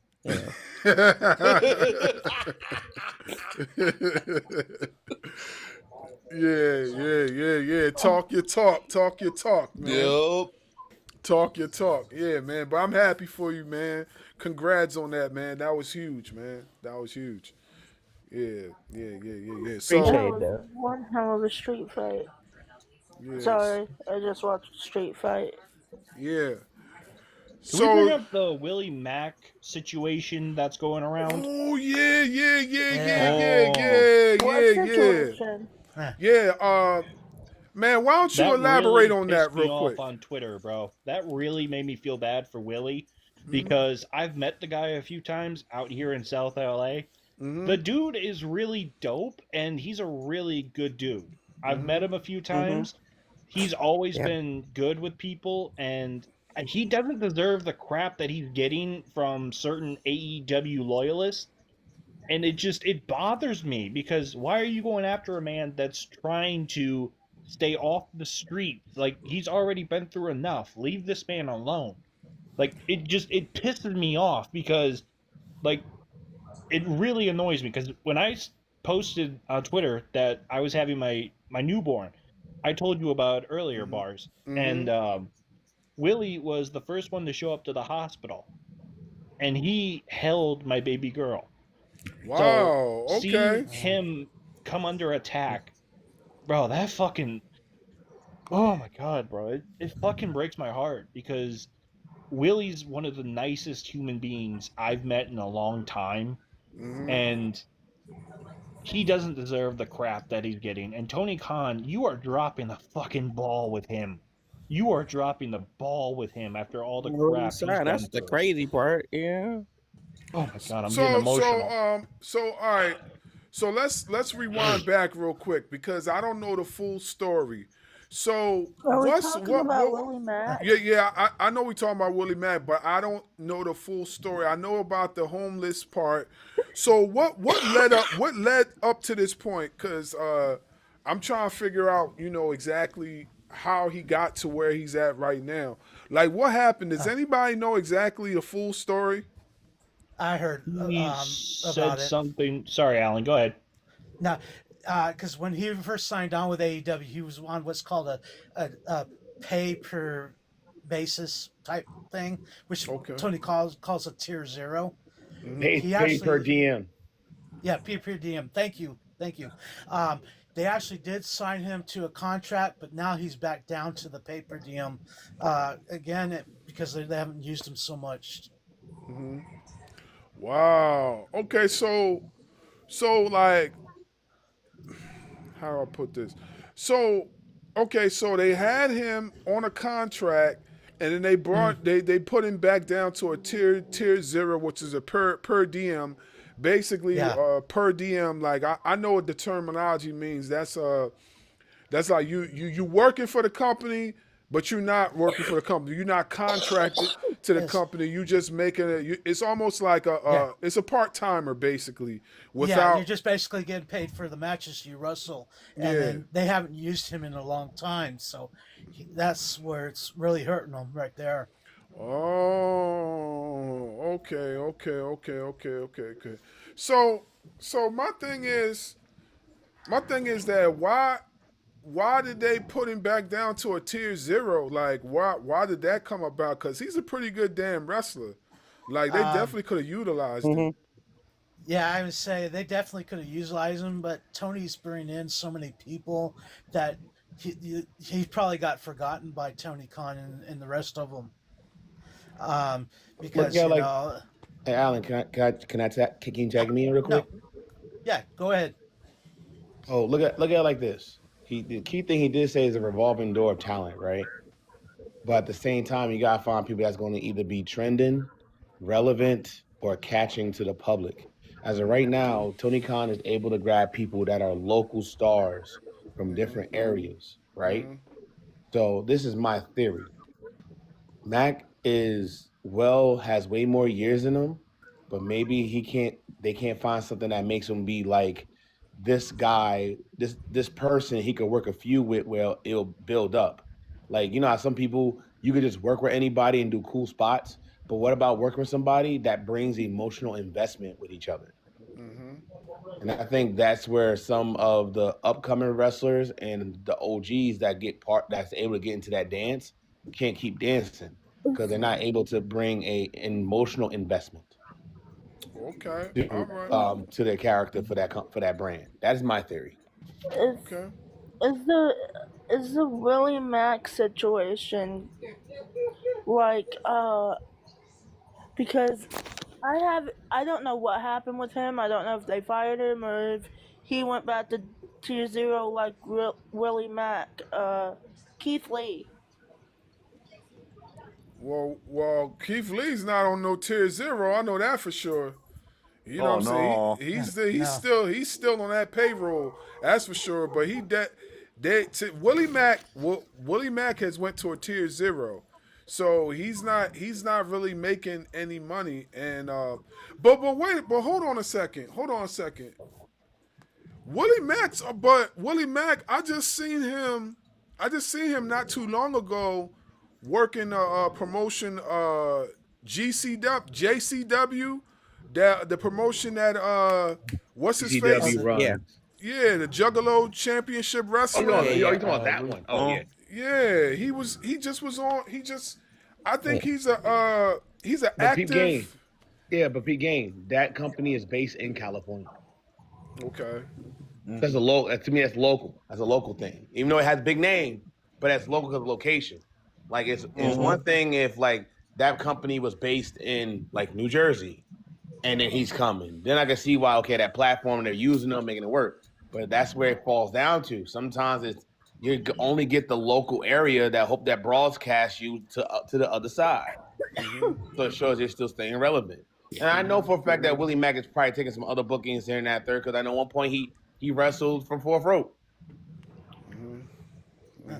So right now I think he's just he's going through the runs. He's going through the runs and stuff like that.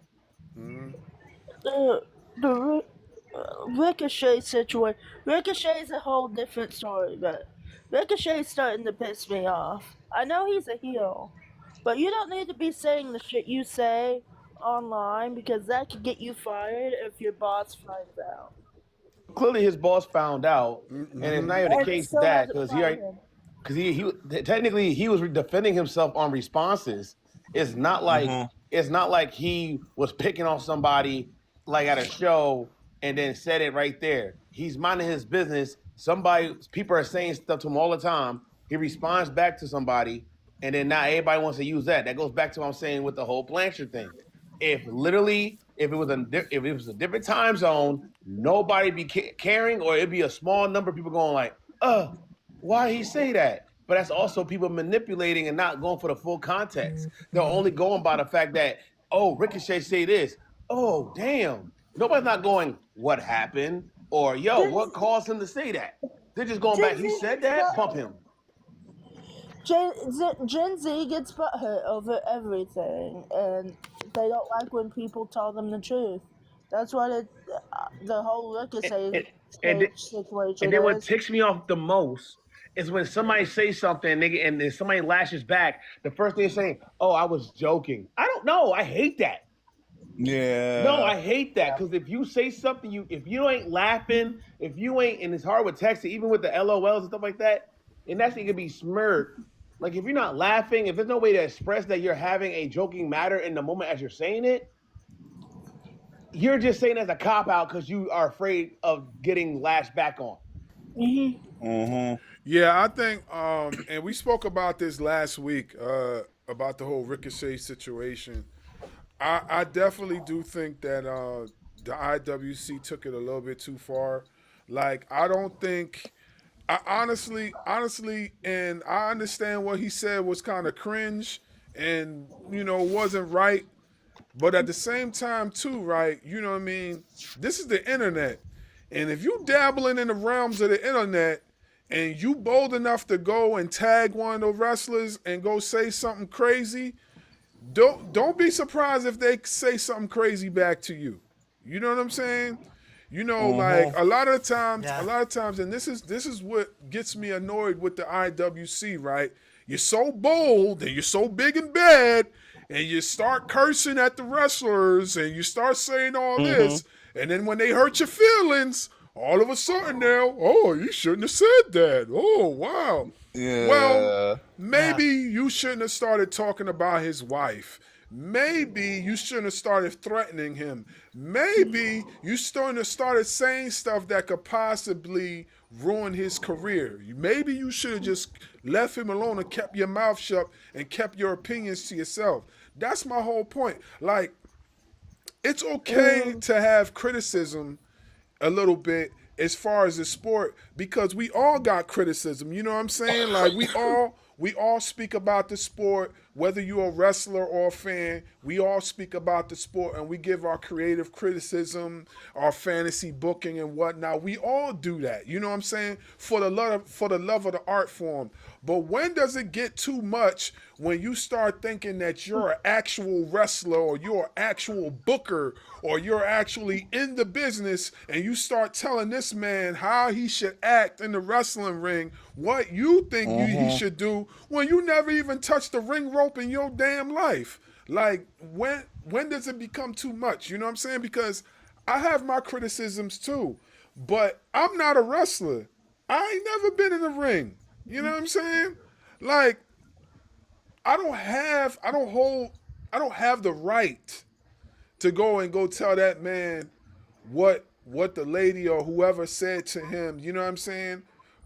Do I like everything that Ricochet does? No, I don't. You know what I'm saying? But that's just my opinion as a fan. Like, I don't have to like everything, but the guy's a phenomenal wrestler. What I'm saying is that he don't have to be, and I said it before, he doesn't have to be a perfect heel to be a heel. Heels could be cringy as I don't know what and still get over. You know what I'm saying? So I don't really understand what the problem is as far as him being a heel and whatnot. I don't get it. Like, you know what I mean? Like let that man be, because it went too far, because they're threatening his wife. They saying they're gonna go do whatever to his wife and what, and that's where I draw the line. Y'all gotta chill out. Y'all gotta chill out. Wildin'. If I may to speak on this, these two segments y'all talking about. Yeah, go ahead. For the Ricochet shit, like, I don't know when it was the thing when people started to like have issue with Ricochet. I don't know when. Maybe because it was like this and like when he was in WWE, like, because people always trashing him. I don't know when, but I think he was just. I think one day he would just say, you know what, I'm sick of this shit. Like, he's just like I'm reaching my breaking point, bro. I'm not gonna just let this shit like be ignored and shit. So he's probably like, at some point, I want to clap back. But like, yeah, I agree with Corey's point and y'all point of like, you know, if you're replying to somebody, or you're tweeting them, you should already be ready for the reply, no matter what it is. So if you tweet a bad shit, you gonna get some bad shit back. But like going to it goes past feelings when you when you're like threatening his family and his whole thing, because now like you're threatening his life, and now Ricochet can only take the cautionary measures of like, if somebody was to come to his house or whatever, to have, you know, protection, or, you know, protect his family at all costs he can, you know. But let's get the timeline straight, because I think a lot of times I've explained this. If somebody wasn't paying attention or know the story, we're making it sound like all these threats were happening way before he said what he said. You know, it all started with with the ICW community at first, just trying to haggle over and over on Ricochet. Because let's call a spade a spade. People online, if they're not a fan of Ricochet, they're ready to say something to make it seem like he's not relevant, knowing dang well all they want is attention from somebody, from that guy himself. And then when they finally, when one person got the attention because that person went a little too far from on that line, then that person wants to play it off and be like they're joking. But because of all that whiplash when it first happened, everybody now want to jump on, like, and I hate to say it like this, like they're Orange Man supporters and not even know the whole story, and then start saying wild stuff that I'm going to catch your wife, I'm gonna do this, and that, and third. And they're making the internet look more like a fool, and nobody or none of them is taking accountability for the situation. Yeah. I know Ricochet takes accountability because he know what he said, but he know why he said it. Some of these people are just saying it because, well, do you know why he said that to it? No, not really. All right, then how about you pay attention to the feeds and see what the heck he says, and if the shoe was on the other foot, would you respond the same way? Yeah, I agree. Agreed. 110%. I hear you, bro. That's I exactly know true. this isn't a criticism. This isn't criticism, but it kind of fits into the Enzo situation. He was a good wrestler. He even said he got wrongfully fired. He's said this in several interviews, not this way, but he's hinted that he was wrongfully fired for no reason because a couple weeks later, after everything, they found out those girls were lying, but he was already fired, so they couldn't do shit about it. Now, what was That that? sounds a little rocky fire. I didn't catch everything that you said, Lily. What did you say again? You The talk whole about Enzo. yes, his whole situation with WWE was all kind of the same thing with Ricochet, but it was women accusing him of something like complete and utter shit, and it came out 2 to 3 weeks to a month later that those women were wrong, but he was already fired. Okay, I know what you're talking about. Yeah. Let me take off on this one. So there's unfortunately in the wrestling world a big line that you don't cross, right? You can call somebody for somewhat of a racist thing. You can say something for somebody how they biologically is. You know what I'm saying? But one thing that you cannot cross is anything that shows underage, because that is the one main target of WWE is the underage group of kids to be hooked into the product. So you cannot have those things in any shape, way, or form involved. So when that happens, you're automatically going to be in a safeguard flag situation. Now, me personally, I think that he already had a bad issue with the locker room. It's already been publicly brought up by the Miz. Like, that stuff is shoot stuff. That's real. That's not saying, oh, we're gonna say this for kayfabe. No, like if the locker room don't fuck with you, they will tell you, get dressed in another room, then come back later. That's how they are. Like even in the indies, like some indies, they're way more open because of this cancel area. But I know for a fact, if they have people that they don't really mess with, they either will crowd the room first to where the worst side of the room is open and say, oh, yo, you be over there. People do that. It's just how it is, because everything is tight niched. That's why they always say, be a good person. And there must be some things that Enzo were doing that's not showing him that he's trying to be part of the product. It's like he was trying to be his own product because he got pulled up by Triple H. And here's another person that everybody overlooks. Let's forget. Velveteen Dream. That man was doing his shit. He had no problem with the locker room from our knowledge. And what happened to him? He had a line that was crossed. And even till this day, it's proven that he has not done anything. But all you can do now is wrestle in the DC area and maybe a few other places. I think he's completely stopped. I think he's booked on a show in next week. He's wrestling in DC. I thought he completely stopped. No, he didn't stop wrestling. What happened was wrestling. If you want to be more specific, when the thing happened, because of the accusations, he decided to let it be quiet and just handle that. Because he know for a fact that because of how hot that was, nobody wanted to book him. Because on top of that, nobody was backing him up. The Velveteen Dream situation happened before the Enzo Amore. So think about it. That was like the first situation ever happened. Nobody knew how to respond to it. But when Enzo happened, it was more on the main roster. You had more public relations. You had more people. It was able to cover and protect it. Get what I'm saying? So that's where it falls down to. And plus, because of Velveteen's character, let's just say somebody doesn't know wrestling whatsoever, right? And this is, like I said, my opinion, but it's going to make logical sense. If a person who does not know wrestling see Velveteen Dream and see Enzo Amore, and they both got the same case, out of just how somebody looks by character, who's going to be more believable? Enzo. No. Velveteen. Velveteen Dream. He dressed like the prince. He is flamboyant. The whole nine. Every narrow-minded American is going to think that, oh, yeah, he probably does do that. Look how he acts.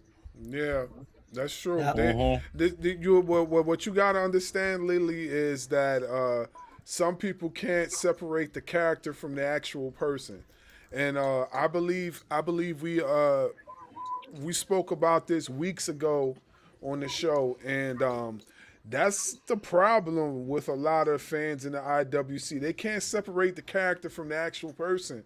So every time they see these people and they hear these rumors, they automatically gravitate to it because they think that's really what it is, and it really don't. It just be a disgruntled fan that's trying to throw shade on whoever just to get their name out there. So, yeah.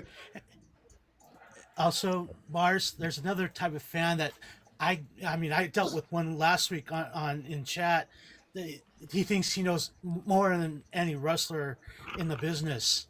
And, I mean, he was telling me, oh, well, Ricochet's promos are shitty and this guy can't work and blah, blah, blah. And I asked him, I go, have you ever been in the ring? No. I said, what gives you the right to say that shit then? Mm-hmm. I wish I was in that chat. Oh, I wish I was in that chat. There are people that don't know how to work, but that's people coming into the company that don't know anything about wrestling, or into the wrestling business that don't know anything. So let them learn. Don't give them shit because they don't know anything.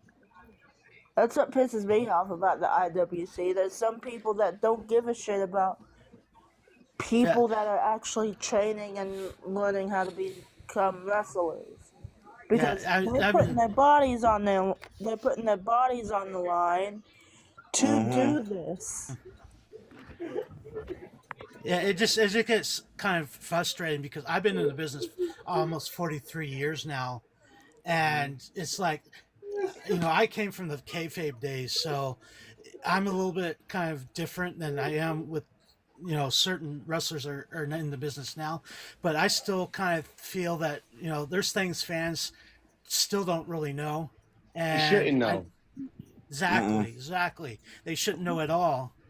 Especially inside the business, because it's like there's things that we have to do just to please fans that, you know, it's like it's going way too far. So let me ask you all this. So when does it actually stop? Because like fans are getting out of hand nowadays, and like when does it stop? When are we going to have those people that are going to check these disgruntled fans and put them in their place? Like, you know what I'm saying? I feel like if enough people,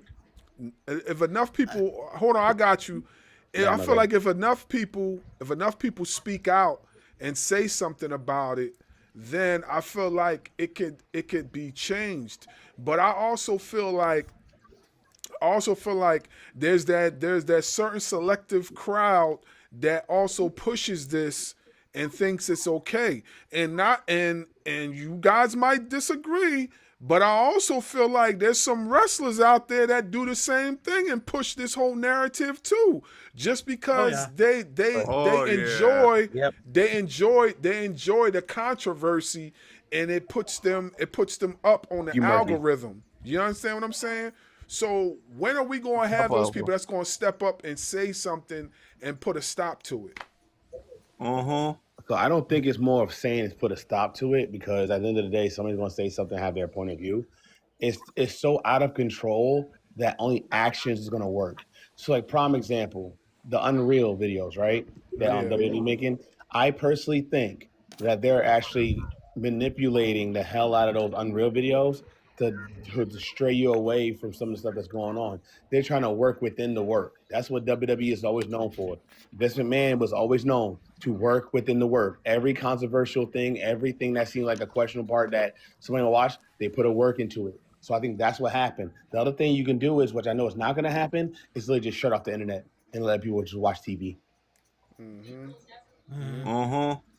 But yeah, the fans nowadays, it's sad and it's out of control, man. Cause like, man, they get offended too fucking easily, in my opinion. Yeah, because I don't remember if you remember me a couple weeks ago, Barz, where I asked if kayfabe would come back. That's kind of why I wanted to hear, and Chris actually gave a good reason why. Is the internet just knows way too much. Yeah, Because I I mean, agree. yeah, everything goes in real time anymore, so it's going to be kind of hard to get those kind of fans out of there.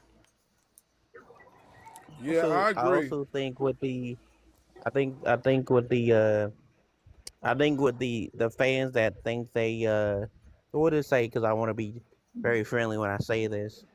Huh. I think the fans that want to find out and they mess around and find out, they gonna get around with the wrong person. And I'll just use this as an Mm-hmm. example, right? I use I'll use somebody like a Gabe Kid, right? You run up Yeah. on, or let's say Gabe Kid or Brody King, right? You run up on one of those individuals, and if he feels like his life is in danger any kind of way, he gonna have to handle himself. And like I've also been this thing, and I've said this to in many locker rooms. I've said this. I said this to Ashley Corey in the locker room when I was in the locker room with him. I think if you can, and you're a promotion, or if you're a guy that and there are guys and girls that's making decent enough money that they can afford like a off duty cop or a like a discount with a security guard or whatever, or two security guards. They used to have that shit. Um, not only just like if you had a gimmick that needs that, but you need that in you when you step outside because I've also realized that not only for indies but like for AEW and WWE and other promotions like GCW definitely need one. Man, listen, when Cardona came, uh, that match with Cardona and Nick Gage, it was me, uh, Big Vin, and a few other guys that was there because we are also like, we're extra hands.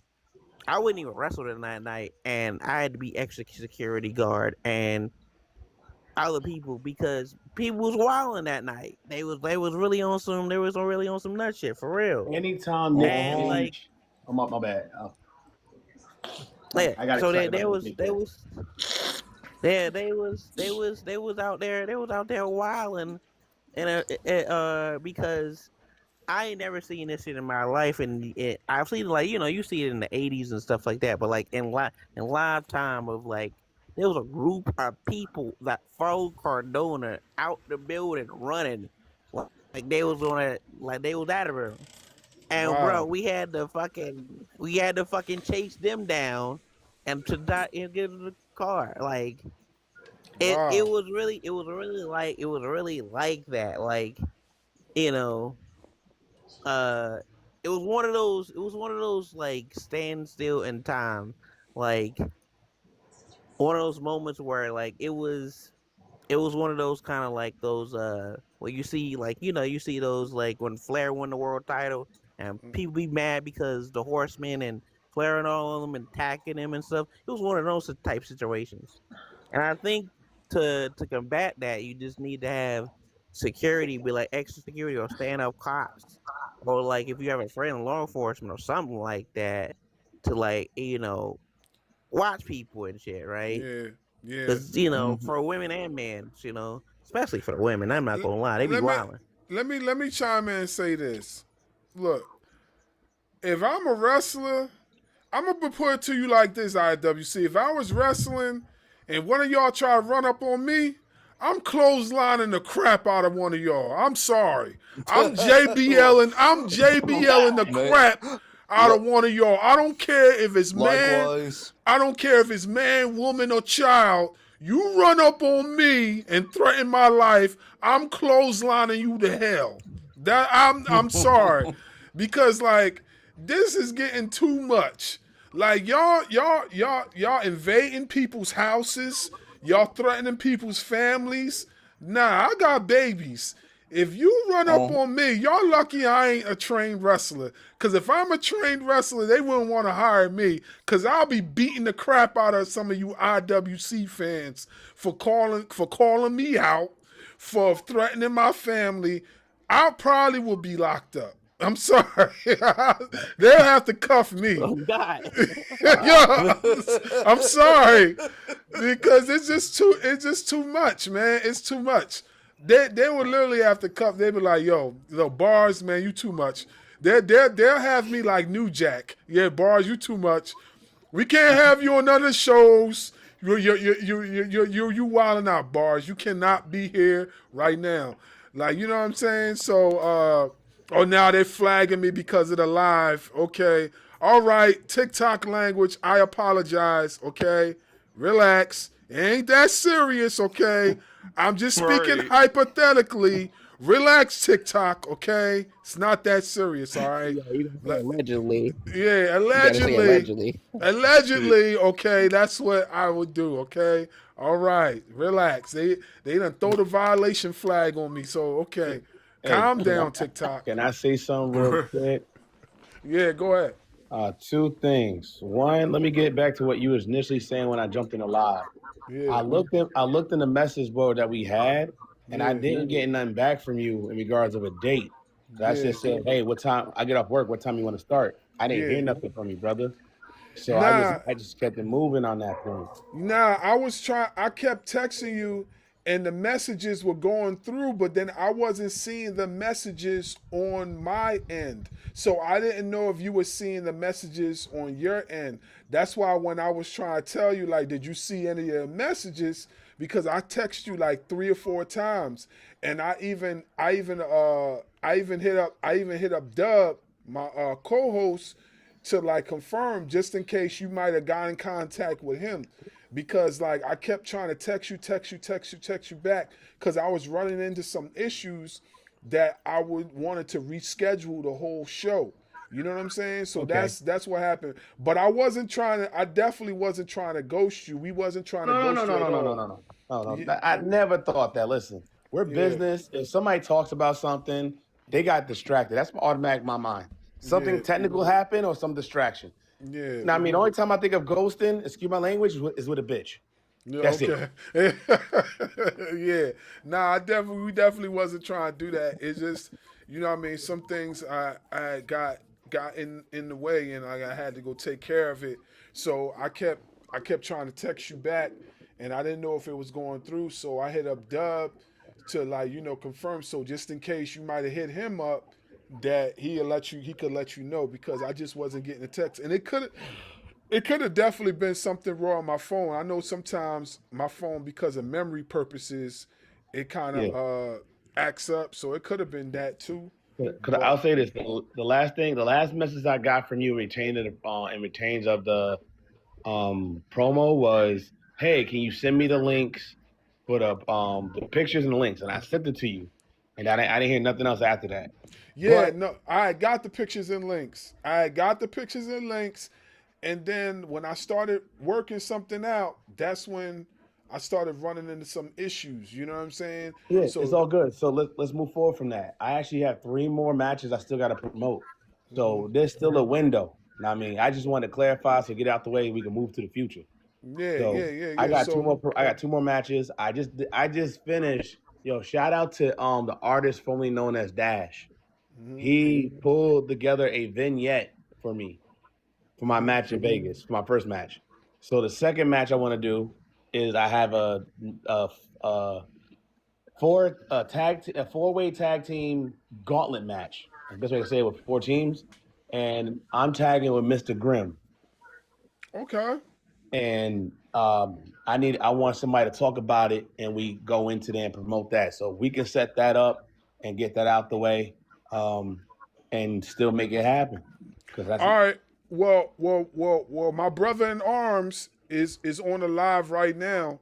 So it depending on the date and if we don't have anybody booked for that, you know what I'm saying? Make sure not only you email me or text me, you text Dub. Dub, he's like literally right next to you on the panel. Oh yeah, I know Mr. Darkwing.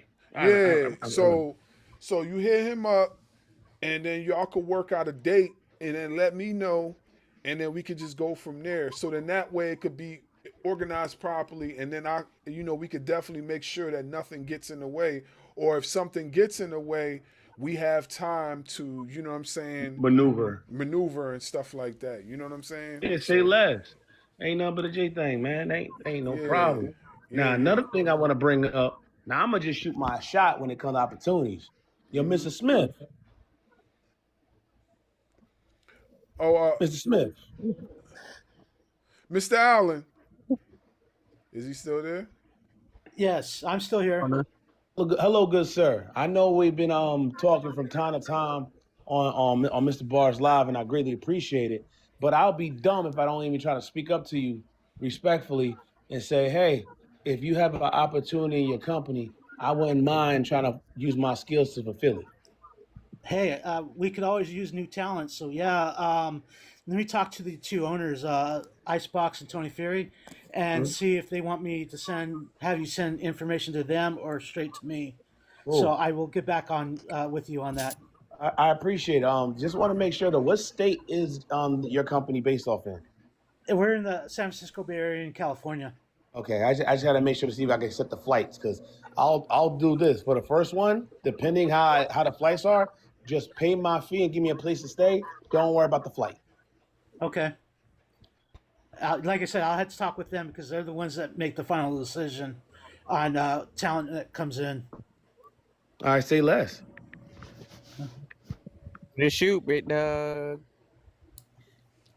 All right. So let's move on to this last topic of discussion. And I don't know how familiar you guys are with this, but we gonna talk about it. So all right, so before we get into this last topic of discussion, I want to talk about Saturday night's main event is going to be returning back in July. What's y'all thoughts on that? Anybody can I go. don't have a problem with Saturday night's main event. I just think that bringing it back for the first time, because like the last time I saw Saturday night's main event was like 2006, 2007. So at first I thought it was a good idea. Then we had the Oldberg match, and I lost hope. Honestly, I'll be 100% real. I lost hope as soon as we saw that, and then some of the shows have been good. Some of them have been a little bit lackluster for me. Maybe that's just me, since I'm used to extreme violence, because I watch GCW too fucking much. I'll be real. So maybe it's just me, but I'm just like, I don't know. It's like a bag of potato chips. After a while, it just gets stale.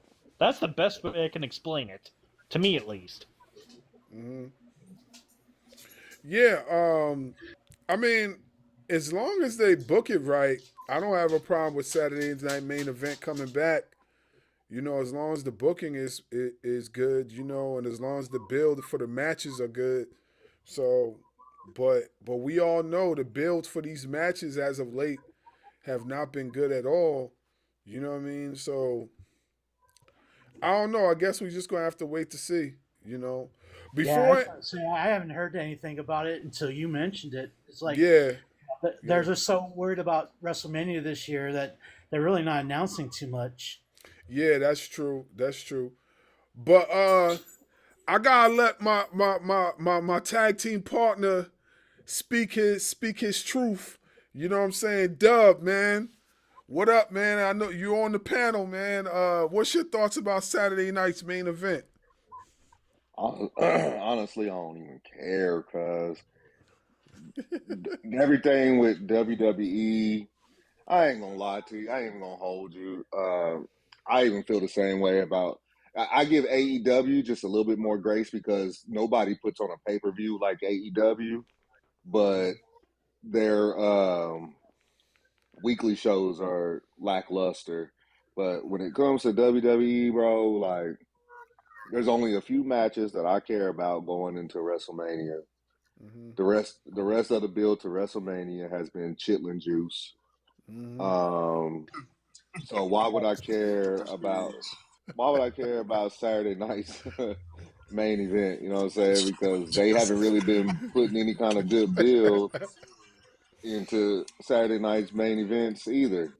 I Yeah. mean, I get it. Nobody likes Goldberg and whatever the case may be, but homie had his retirement match on there, and they cut him off before he could even speak, bro. Like, all right, That's fucked. again, chitlin juice.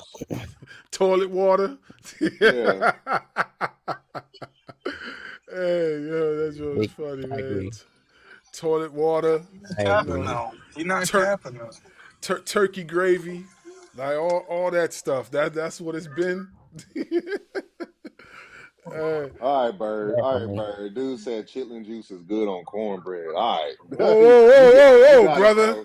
You got it, bro. You can have it, bro. I don't even mess with no chitlins, bro. Ew. You got it, bro. You got you that. win this one. Yeah, you can have that, bro. Your stomach is different, big dog. I ain't gonna lie. Yeah, man. Yeah, I don't mess with that. My stomach is different. Yeah, definitely. Hey, Smiley, I seen one of your videos today, and I was cracking up. Can you please?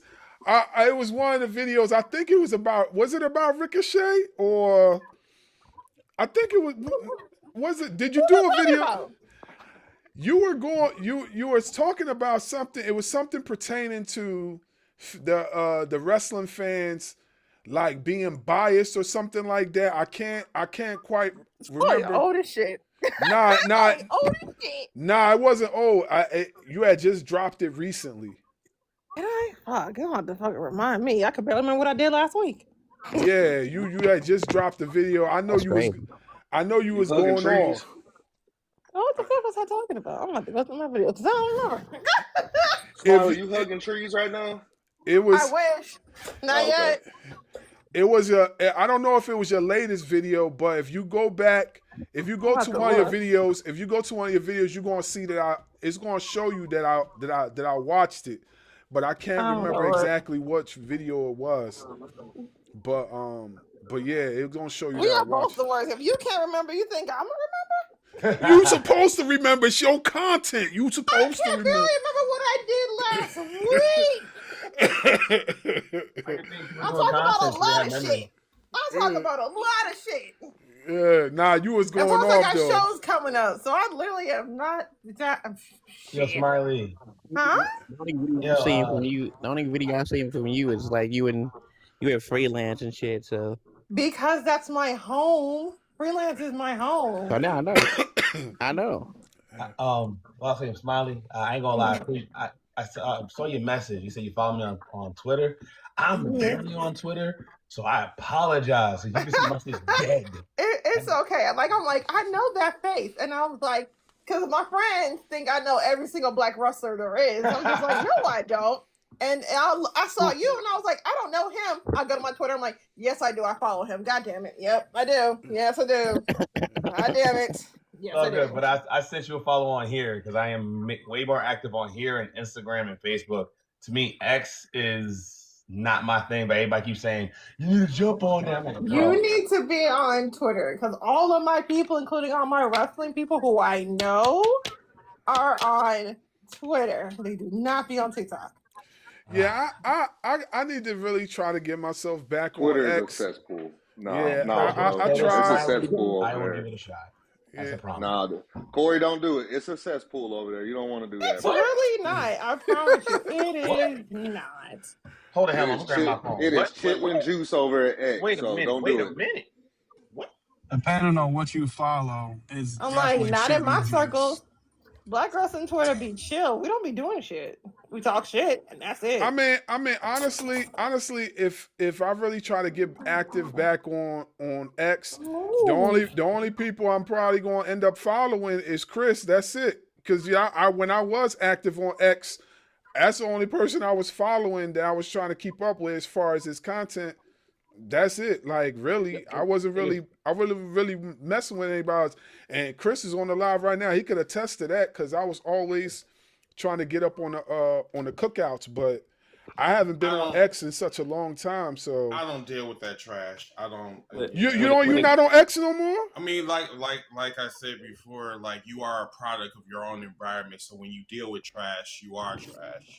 Oh, I didn't know. I didn't know you're not on X no more.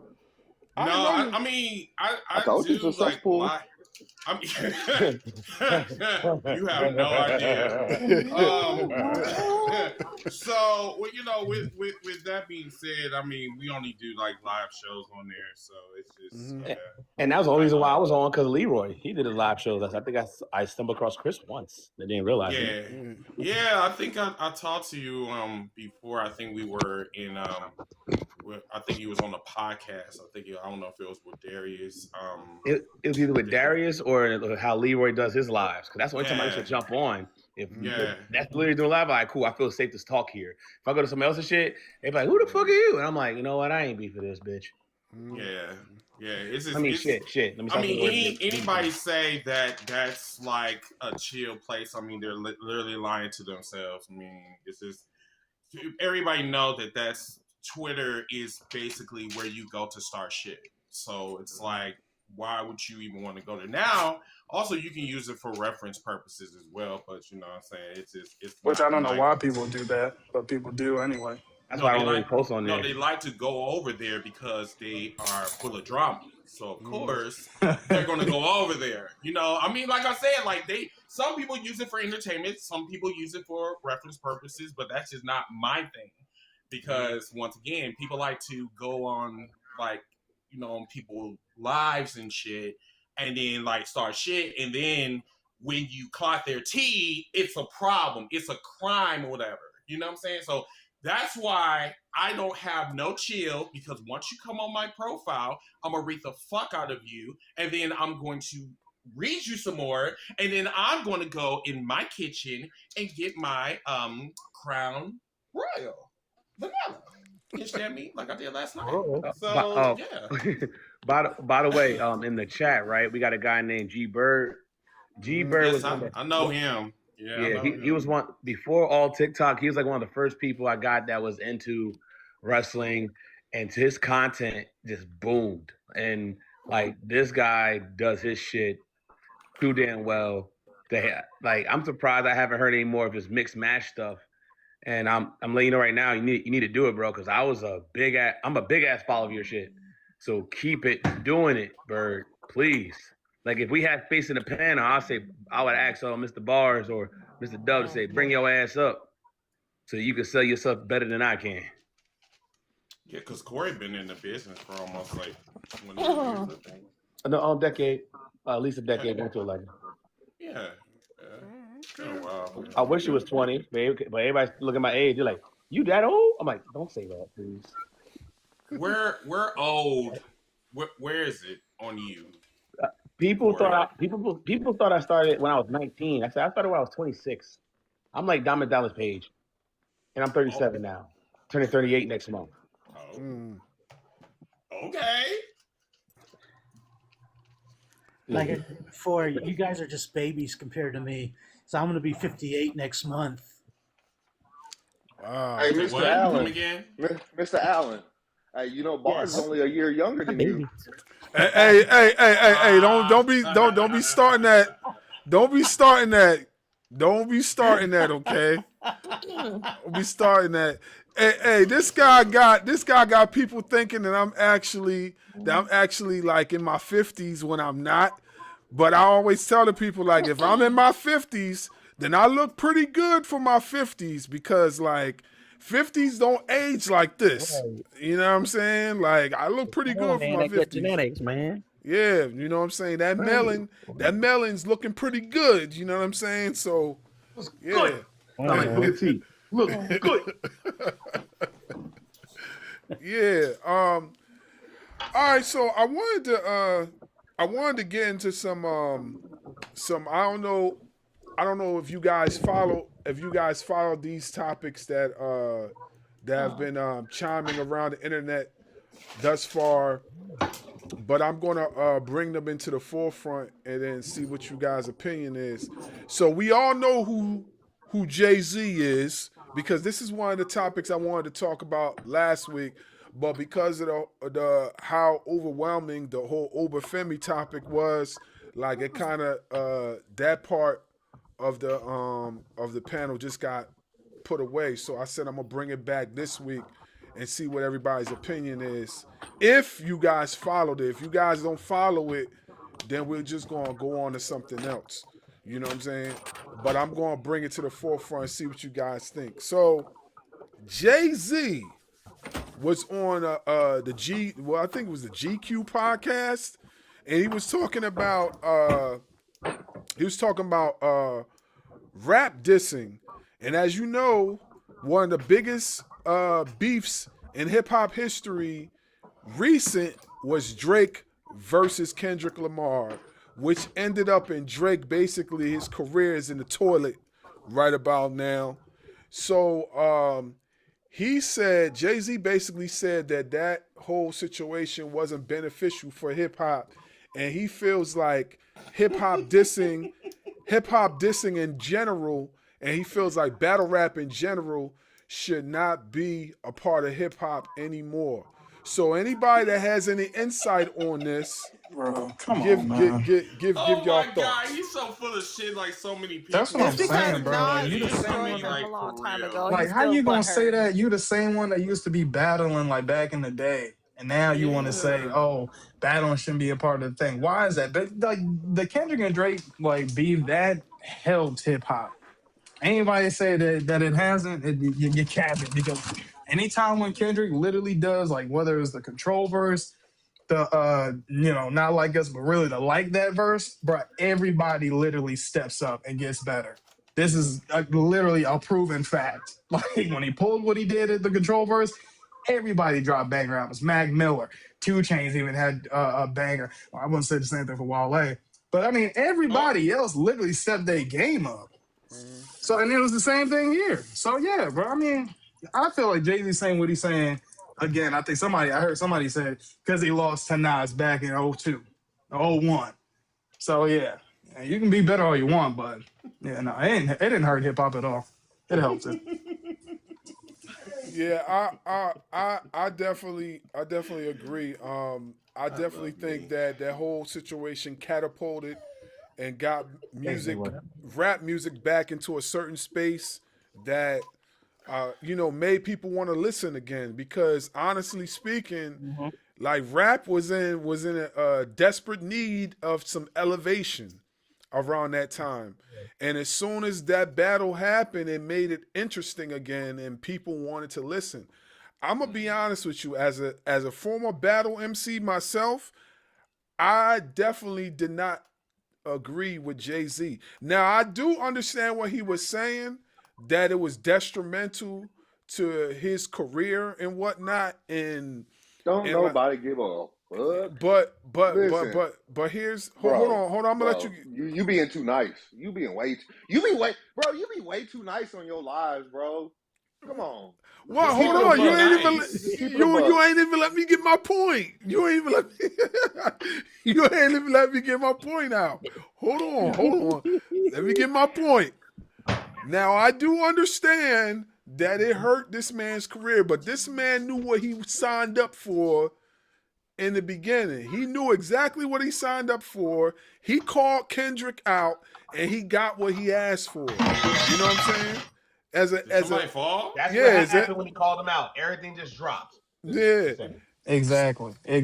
So that's exactly what happened. Yeah, as a former battle MC myself, I'm gonna say this: like, MC battling in general is something that can never leave hip hop. It's always gonna be a part of the culture, because it's one of those things that is iron sharpens iron. It's one of those things that if you involve yourself in, either you're going to get better as a rapper, or you're going to gain the respect of your peers or whatever. It's never going to go into a negative unless you're the guy that's on the losing end. Then that's but even if differ on that. But even if you are on the losing end, it doesn't even have to still end on a negative, because I done seen people lose and they still gained the respect of their peers because of how great the battle was. It just, you know what I mean? The other person was just a tad bit better. So, you know. I'm sorry, bro. I got too excited to say this. This is where I think you missing other haps. So I believe there was 2 young artists. This is when we was in the mumble rapping era. I like to say. Still in the mumble rapping era. The fuck? All right, so the start of the mumble rapping era. There were 2 people that had beefs in rap, right? Unfortunately, one of the guys died off of that beef. Who you talking about? I forgot. It was around the time Juice WRLD passed away. Okay.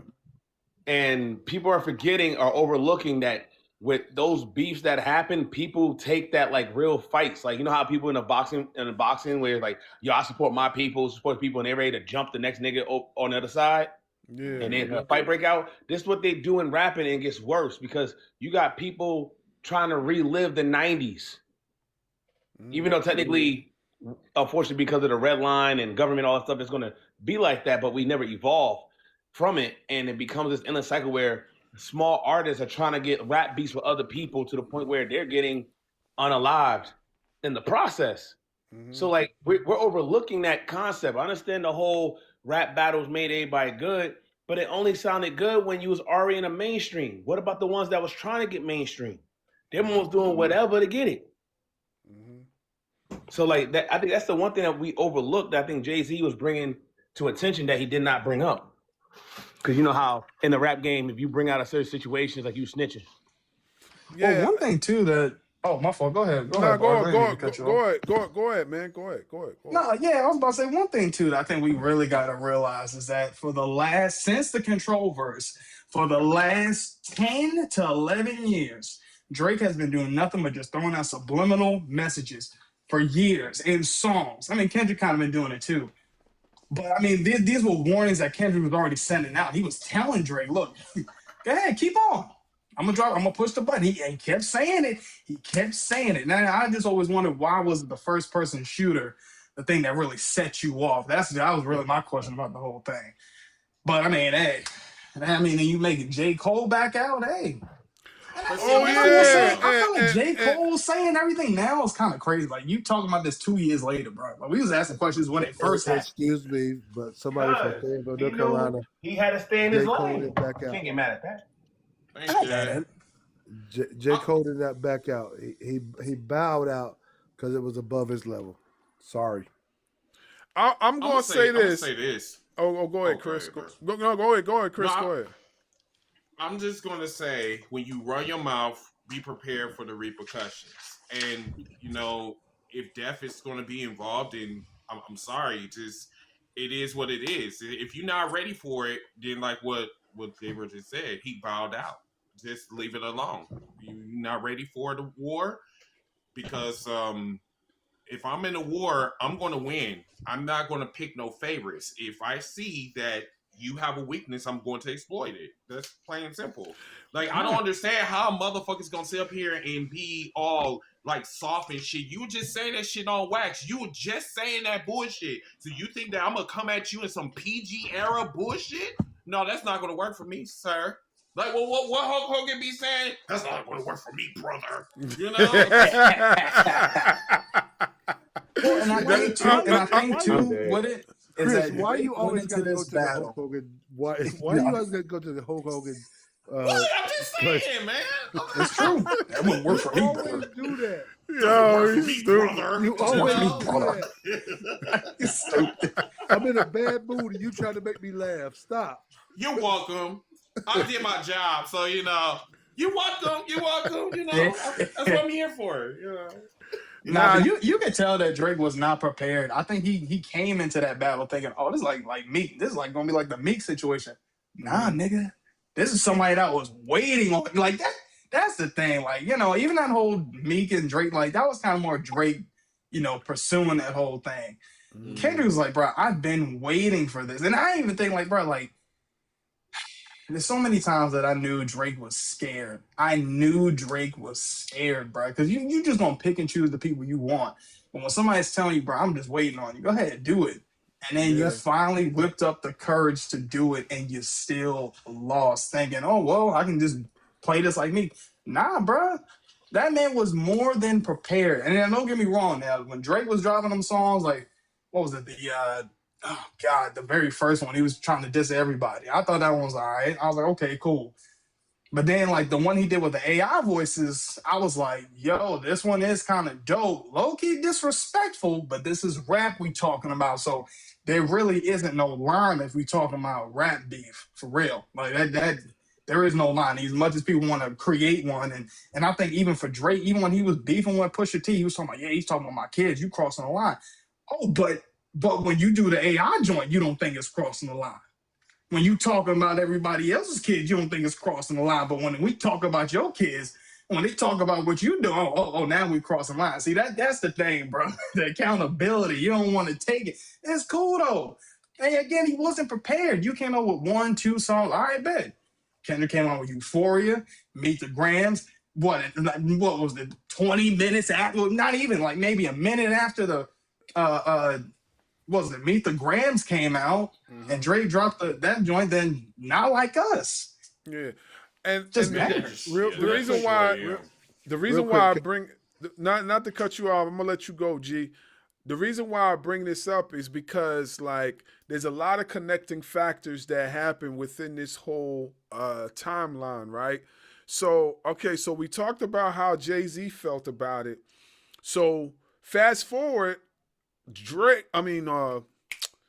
Cole was on an interview with a podcast, and he said that he gracefully that he just took a back seat. He didn't want to be a part of it no more. And then he goes on to say that he feels that he is not the best in rap. Like he don't consider himself one of the best, or he is not the best in rapping, and he doesn't want to be part of rap dissing and this and that anymore.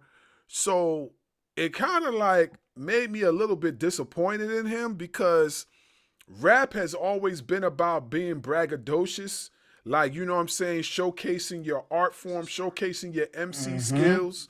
And like for him to come out and go and say that he don't consider himself one of the best lyricists, but yet when you get on records, you're flexing your muscles as a lyricist, but then now you're exposing like and the guy that was reacting to the video basically called it a kayfabe thing, like he's basically breaking kayfabe, and that's exactly what he did. I don't know any rapper that would say that they're not the best when it comes to their rap skills. I don't know any rapper that would do that, and he did that. And it just really made me like, disappointed in him when he did that. I just didn't like that at all. I mean, his best comeback for Kendrick Lamar was Court Papers. That's basically what that was. Well, you know what it is too, though? J. Cole, I think, is a pick and chooser too, because you pick and chose Kanye when you wanted to say something in False Prophets. You threw subs at Wale in that second verse. You talked about him when Wale was spilling his heart out, thinking y'all was cool, but you sat there and made a whole verse about him. You had no hesitation coming at Lil Pump, even though you did a little podcast thing after that. You had no hesitation when it came to my girl, No Name. But when it came to Kendrick, you dropped the 7-minute drill, then you want to take it off, then you want to throw your hands up at your own festival and wave the white flag. I can't respect that. Okay.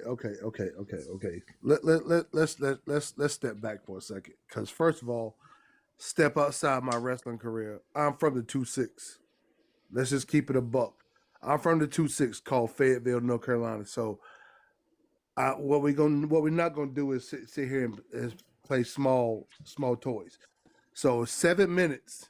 He said what he had to say. He said what he had to say. And when he said what he said, if you listen to what he said, was he's not going to diss his brothers because he don't want to hurt the art of hip hop. Now, let's look at this whole thing from a wrestling point of view. Let's go back to Kendrick and Drake. So Drake is the big indie star, the big WWE star that got released from the WWE last week and has a no complete compete No compete clause. clause, and now he gets to come on the Indies the next week, and Kendrick comes in and he's booked against the indie guy that's the top guy in his indie promotion. Corey, you know this, and any other wrestlers know this because I was that guy for a long time. Yep. So I'm in the main event. I'm getting the rub. I'm getting paid $20 to maybe $50 to wrestle this guy that's getting paid $1,000 because he just came off of TV last week. So Drake throws his shot, and Kendrick comes back. And he didn't realize that the guy on the Indies got just as much or more than the guy that just came off of TV. But what happened was the fans in the crowd, the asses in the seats, saw that the guy from the Indies that we paid to see every week that maybe got a hot dog and a fucking soda and $20 and $10 for gas to get to the show got just as much as the guy they paid to see that made him $1,000. That's what happened with Kendrick and Drake. Flat out. Great way to. And this is only what 25 years, 26 years of wrestling knowledge talking right now. But I'm just saying that's what happened with Kendrick and Drake. And when I explained it to a hip hop artist, he changed how he thought about the business. Well, I like that. Well, I like that analogy. I like how you put that together. That makes a lot of sense. When you say it like that, it makes a lot of sense. Me personally, like I said before, I just feel like it kind of put a damper on him as an artist because I do think of him as one of the top guys right now. I lost a lot of respect for Drake. I lost a lot of respect for Drake. I ain't talking about Drake. I'm talking about Cole. Because Cole, I listen to a lot of J. Cole. I followed his career since the beginning, and Same. I always felt like he was one of them guys. And for him to say that, knowing that where rap is and where he's at as far as lyricism, that it just didn't make sense to me. Although I do understand why he said what he said, I just felt like he could have just kept that to himself. I mean, you don't see Nas coming out there and saying that he ain't the top 5, or Jadakiss or Styles P or any of them guys never heard Nas say he was top 5. You never heard. Here's something that I'm and here's a full disclosure. Anybody watching TikTok that follow me, y'all about to see an evolution of who I am. Something I'm putting in. Oh gosh, Corey, Chris, y'all don't judge me because y'all know me. I do. And Corey's been in locker rooms with me. I'm putting in one of my future sermons is humility is being small enough to let God use you to be big enough. And when J. Cole came up with that 7-minute and then came back and says, I'm pulling out, he showed humility. And when I see influencers coming on saying J. Cole's about to drop an album, people and when I see a guy sitting across from me at my desk, at my cubicle, sitting on that bottom, like, what's going on with you? I'm listening to J. Cole. I know you from Fayetteville. And I'm like, okay, so I've already heard J. Cole's album. My little cousin / nephew just signed to Dreamville. Like, okay, what's the big deal? I take people that never been to Fayetteville by his house all the time, and then ride around the corner and say, this is where I used to sell candy over here. If y'all saw my face, you would know what I'm talking about. Was it candy corn or was it? No corn. We understand. We understand the lingo, bro. You can keep going. We got you. Right around the corner from his house, and I won't call the aunt's name, but anyway, yeah. Gosh, y'all got me off track right now. But yeah, so yeah, it's evolution of things, and like I say, some people know how to pull out of things before it get to the point where not ruins what you're doing, but not interrupt where you're headed. Right. And J. Cole was able to do that because first of all, first of all, we have to understand that whole thing is just like the wrestling business. What happened was it was a thing where, hey, let's help us all grow.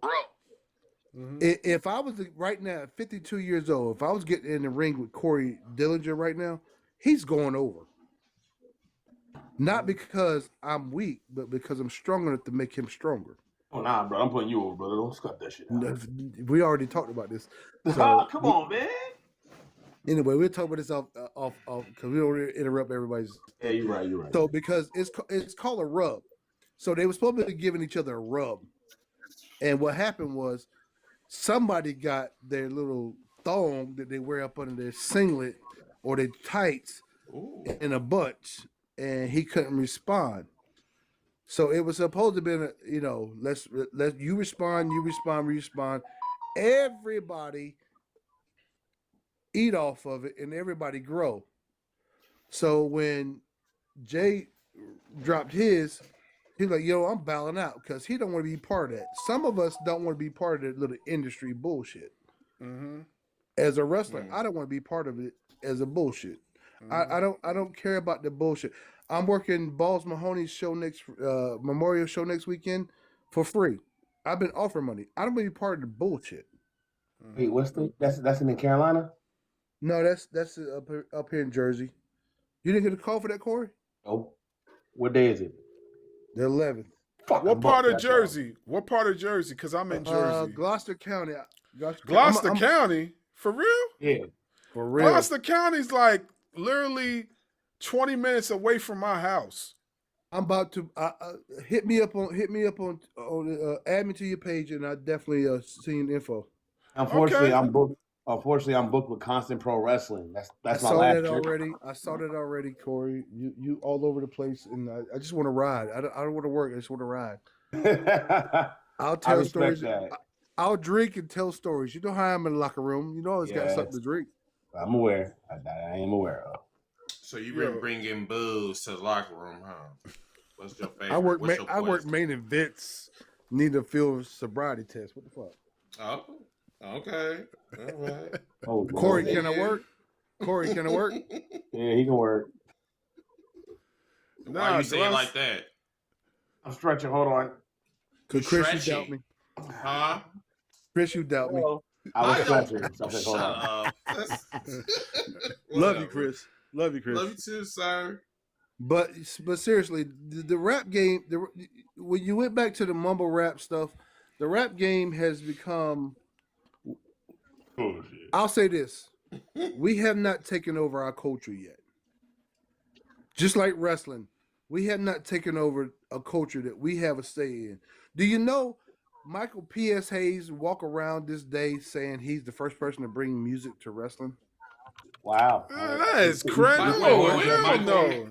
He's still you said Michael Hayes as in the booker or the producer Michael Hayes? The one Michael from P.S. Hayes says he bringing Bad Streets, Atlanta GA as the first music of wrestling. No, it was JYD bringing another one bites the dust in Canada. That's when it started. JYD, HBCU, Fayetteville State. Yeah, I'm a Bronco too. Member of Groove 5 Groove. Yes, I'm a member of Groove 5 Groove. Brought music to wrestling. That's who brought music to wrestling. They want to hide history so bad. And so now the hip hop generation is doing the same thing. They let white folks take over our culture. Where is all black, never been owned? So Say again? Oh, go ahead, Nasty. I'm sorry. No, go ahead. Who was saying something? Nasty was saying something. I was just going to just state ahead, that Nash. Why do we allow that to happen? Or do we even give a fuck at this point? That's the point. We don't give a fuck. See, that's crazy. We so included. I'm sorry. We so involved in being included and not being proud to be excluded. You don't want me in my style, then fuck you. And I can say one person has been on this live right now, has been in the locker room with me. He knows I do not give a fuck.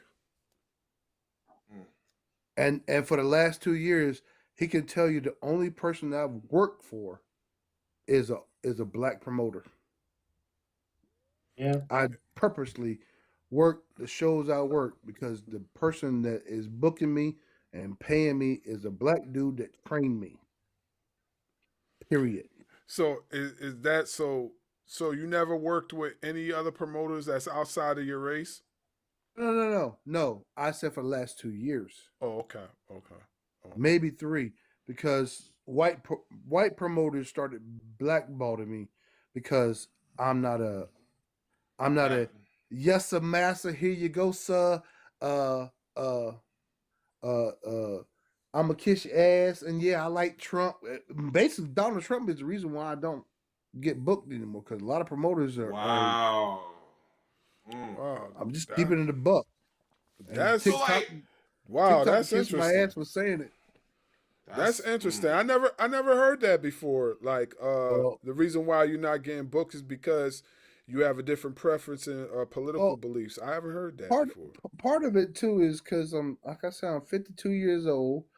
I pick and choose when I want to work, and I like my paydays. And if I don't like my payday, then I'm gonna sit at home. And if it's baseball season, I'm watching the Atlanta Braves. If it's football season, I'm gonna sit at home on a Saturday and watch Notre Dame. Take my wife out to eat or go do laundry with her, grocery shopping, because I'm at a mindset now because I can pick and choose, and I've always been this guy. If y'all know me in my 20s, y'all really thought I was crazy because that's when I was part of the Nation of Islam. That's where y'all don't understand where before I was and I put it in the comments earlier, I was the Atomic Dog. I'm the Atomic Dog now in honor of my brother Grufa Gru, JYD, but I was Hashim Chemical Ali for a long time. And that was my Muslim name. Wow. And for the love of my wife and the love of my wife, I started going back to church because I grew up in the church. But for a long time, I was. All right, Mr. Allen, I appreciate you. My bad, cut you off. I just want to give shout out to Mr. Allen. All right, Mr. Allen, I appreciate you. Yeah, and go ahead.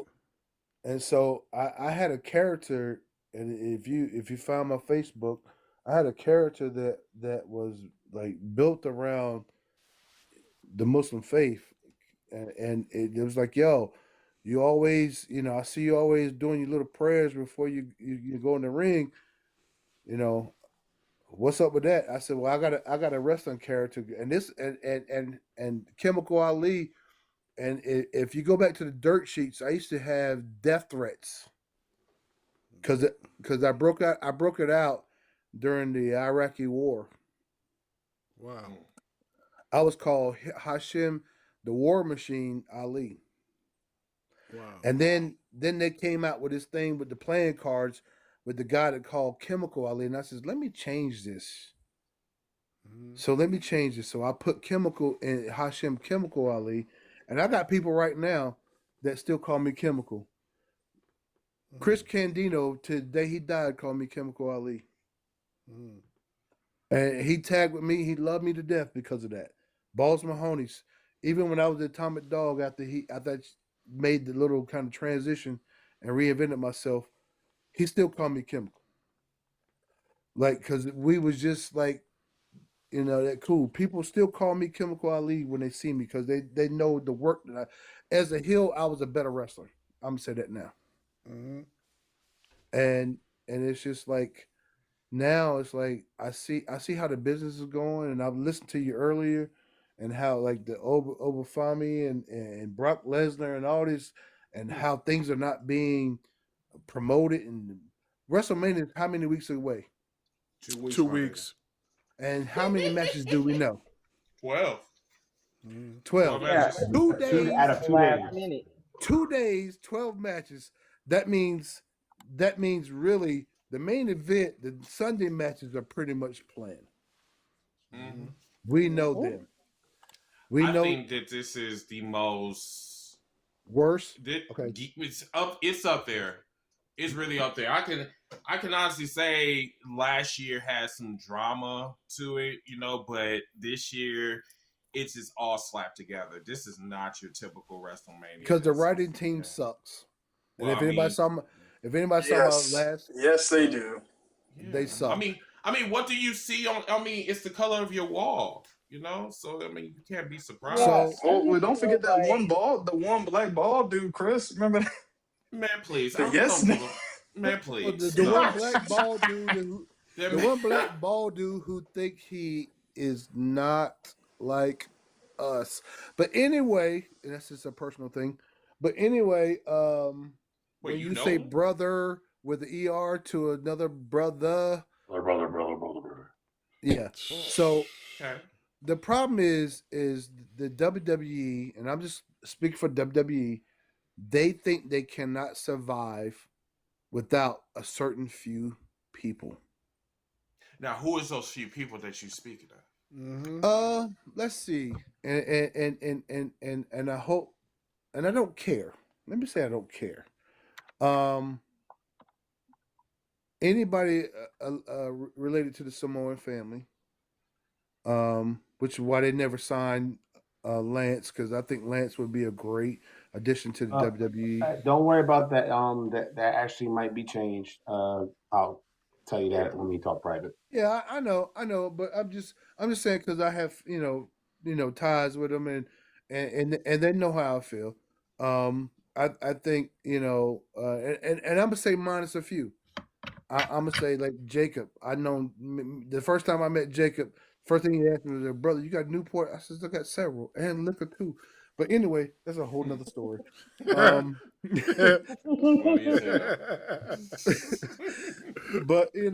I years ago I thought they should have re-signed Alpha Jr. again. They didn't do it.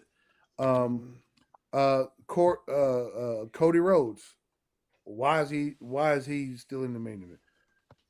My boy They Randy. need the token white nigga in. Excuse me. They need the token like white.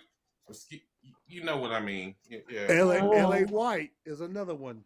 Yeah, but hey, listen, LA Knight is being treated like trash. You call him LA White? Stop! Don't change it now. Who? Me? Yeah. Anyway. No, baby, no, that wasn't me. I was no. LA Knight is literally Stone Cold and The Rock's love baby. That's what he is. You know what? Everybody say that like that. He's Stone Cold and The Rock's love child. Mm-hmm. Everybody saying that. I don't see it. No. I don't see it. And I heard you, young lady. I heard you say it on one of your because you come across my thing too. I heard you say it one time too. Yeah. I never said that about LA Knight. I think LA Knight is like he's a talent that they have totally overlooked. They have disrespected, and it's like one of them situations where I have to say the fans are super duper inconsistent. I've never seen so much inconsistency in one fan base. I mean, y'all sit up here and I guess that person that was here earlier stated that they was talking shit about Ricochet or whatever, and once again, you sit up here, you talk about Ricochet because he's in another company, but then yet y'all don't want to promote the same person. Y'all say, yeah. You don't even promote. But you didn't. You didn't appreciate Ricochet when he was doing what he was. Same thing he's doing now in WWE, and he should have been pushed. I agree. He should have been pushed. I was sitting here the other day, and Corey, don't tell nobody, and anybody else don't tell nobody. I was sitting here writing a card, and I'm like, there's too many David Goliath matches that I've been asked to write. So I started rewriting the stories because wrestling, as a guy that's 6 foot and 325 pounds, I've been asked a lot to make this 125-pound guy look good. When back in the days when wrestling was believable, that guy was a jobber. Okay, so, bro, do you feel? And this is how I feel. I feel that in the wrestling industry, that we need some new. We need not new faces, but I think we need new, fresh ideas. I think we're implementing the old like mentality. I mean, there's nothing really wrong with that. I mean, you can use it, but I just really feel that everybody is too safe instead of like taking some risks.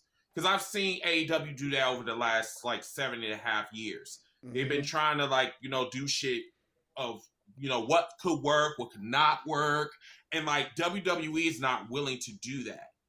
And I think they need to get rid of the bed bugs. Triple H is definitely on top of that list. This is the reason WWE is on the same fast track as they was last year, because it's like they have somebody on the that's the captain of the ship, and it's like, hey, fans are going to love me regardless. They're going to keep coming to the shows. They're going to keep buying the merch, and it's like, yeah, just keep seeing the same thing over and over again. I'm gonna say this, and Chris, please don't get on me because I know how you feel. But if the WWE, let's say the WWE lost all their sponsors, and they had to stand alone, the way they're gonna make the way they can make a shit ton of money and gain new sponsors is they take the one person that for 30 some years they shitted on and made him the guy. And I know you're not gonna like this. They made the motherfucker shave his head. They fired him and they shaved his head. Who are you talking about? If they would have fucking put R-Truth as the guy, okay, as Ron Killings when they brought him back, not as the token Negro, not as the yes a master, let me tap dance, let me just do this. If they put him as the guy for at least 8 months, they would have made a shit ton of money on pay-per-views or PLEs, whatever they call them now, of T-shirts, of ticket sales. They would have made it. And the reason why I'm saying that is because I know the guy and I know his ability, but also I know what fans look for in wrestlers. Yeah, I mean that's true, but then at the same time, like, are they gonna treat him like they treated Kofi Kingston, right? It's no, that's the point. They Kofi Kingston was the filler. He was the this person is hurt. Let's put somebody in his place till we can put the guy we really want. Which was Brock Lesnar. That's what the company wanted. They don't, and in wrestling, you get over not because of what the people in the back see. You get over because when you walk out and you got 500 people to 1,000 people telling you go fuck yourself, and when you leave out of here, Negro, which I'm gonna use that Negro word because I know how TikTok is. When you walk out of here and you try to drive home, I'm gonna follow you home. When those people keep buying tickets to threaten you, that's who you put over. That's who you put over. Yeah, you put over the guy that they hate the most, and not when.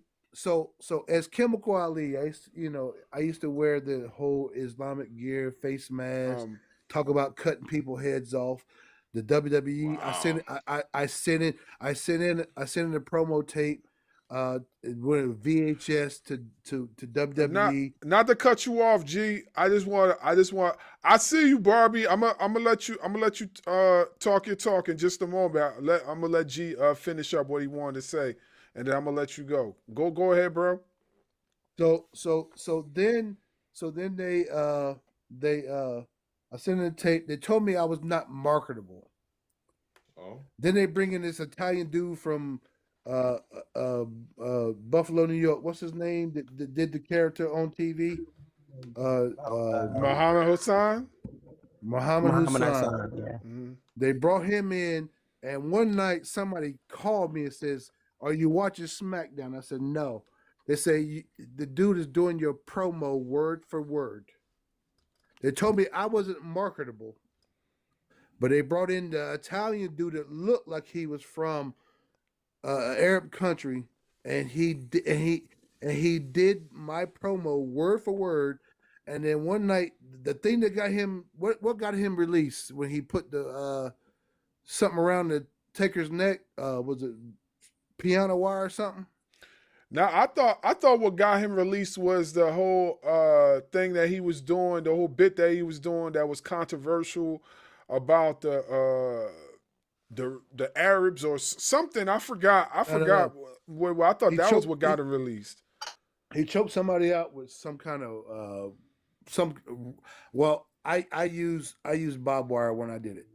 Okay. Oh wow, you're so freaky.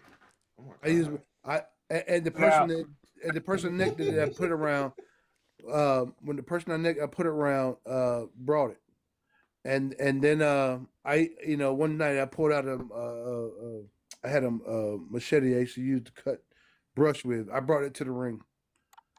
Wow. So what I'm saying is the business can fuck you anyway.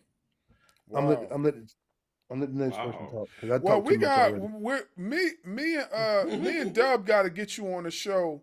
You know what I mean? And interview you, man, because your story's very intriguing. Because I didn't know that.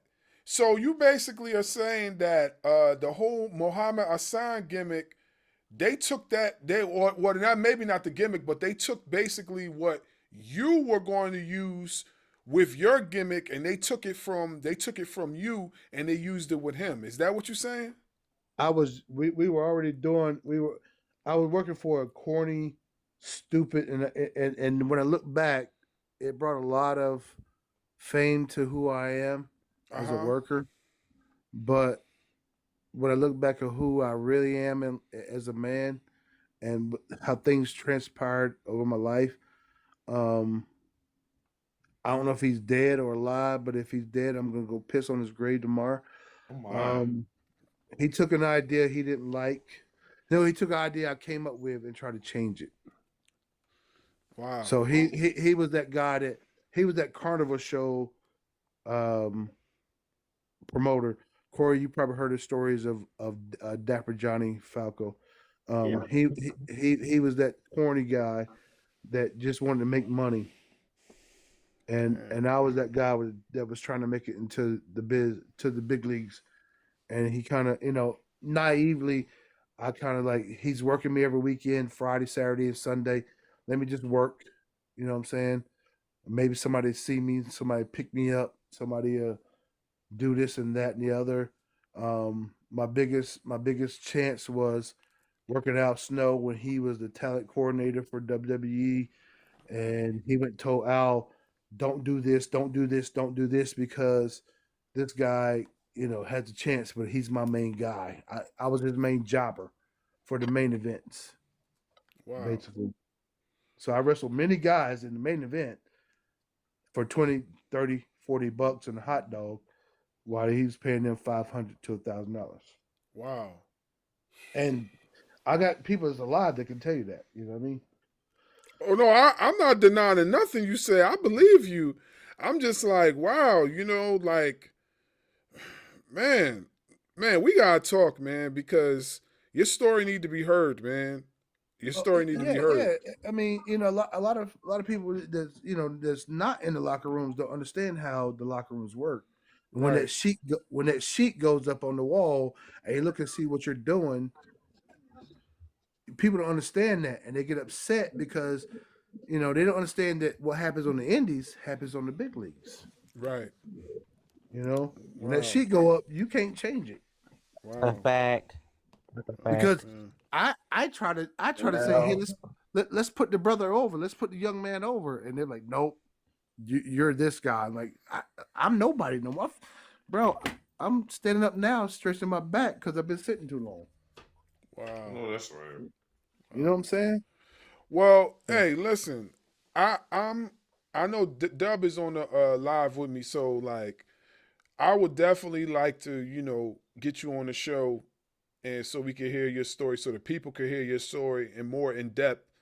And I've been following you from some time. This is the first time I actually seen you on the live before, but I definitely been following you. So like, we definitely would like to get you on the show and like so you could tell your story, and just let the people know what I it saw my is. little bro Corey on here, so I had to see what he was doing. Yeah, G Bro, I always Because appreciate you, man. I know you be always supporting me. there's not too many people I've dubbed as the future. There's a kid named well, he's a grown man now. His name is Corey Havoc. Corey Havoc. And it's a white dude, and I said, I told him the first time I seen him work, I said, "You're the future of this business." And because he got married and had a family, he gave up the business. But had he not given up the business, Corey Havoc would be on TV right now. And I see Corey Dillinger as the next guy. And it's a couple of people. The first time I saw Sonny Kiss, I was like, "Yo, this guy got it." Flat out, his lifestyle, he got it. Yeah, definitely, Sonny got it. I would go to war for Corey. I would go to war for Sonny, and there's a couple of people I'll go to war for when it comes to this business. I will give up my career for them. Well, we definitely want to get you on the show so you can talk more about your story because I feel like, you'll be able to get more in depth to what happened because that needs to be heard. That's something that shouldn't be kept secret. You know what I'm saying? Like that needs to definitely be heard. And the black wrestlers experience is not told like it should be. Oh yeah, I agree with you. I definitely agree with you. Because the last thing I'm gonna say is everybody's sitting here excited about this Oba thing. I don't have a good feeling about it. I don't either. This is just I'm another not way too of excited about it because, like, this is just another way of getting Brock over again. Yeah, just by history, I'm not too excited with the whole Oval Femi situation. Nah, I want it to be big for him. Gets down when it comes to black talent. Yeah, I want it to be big for him because I think him. You know what? I want to see him. Trick. I want to see Hayes. And what's the young kid from North Carolinian? Vaughn. Oh, you talking about Javon? Javon. You want to see a fatal four-way? I want to see that be a faction, bro.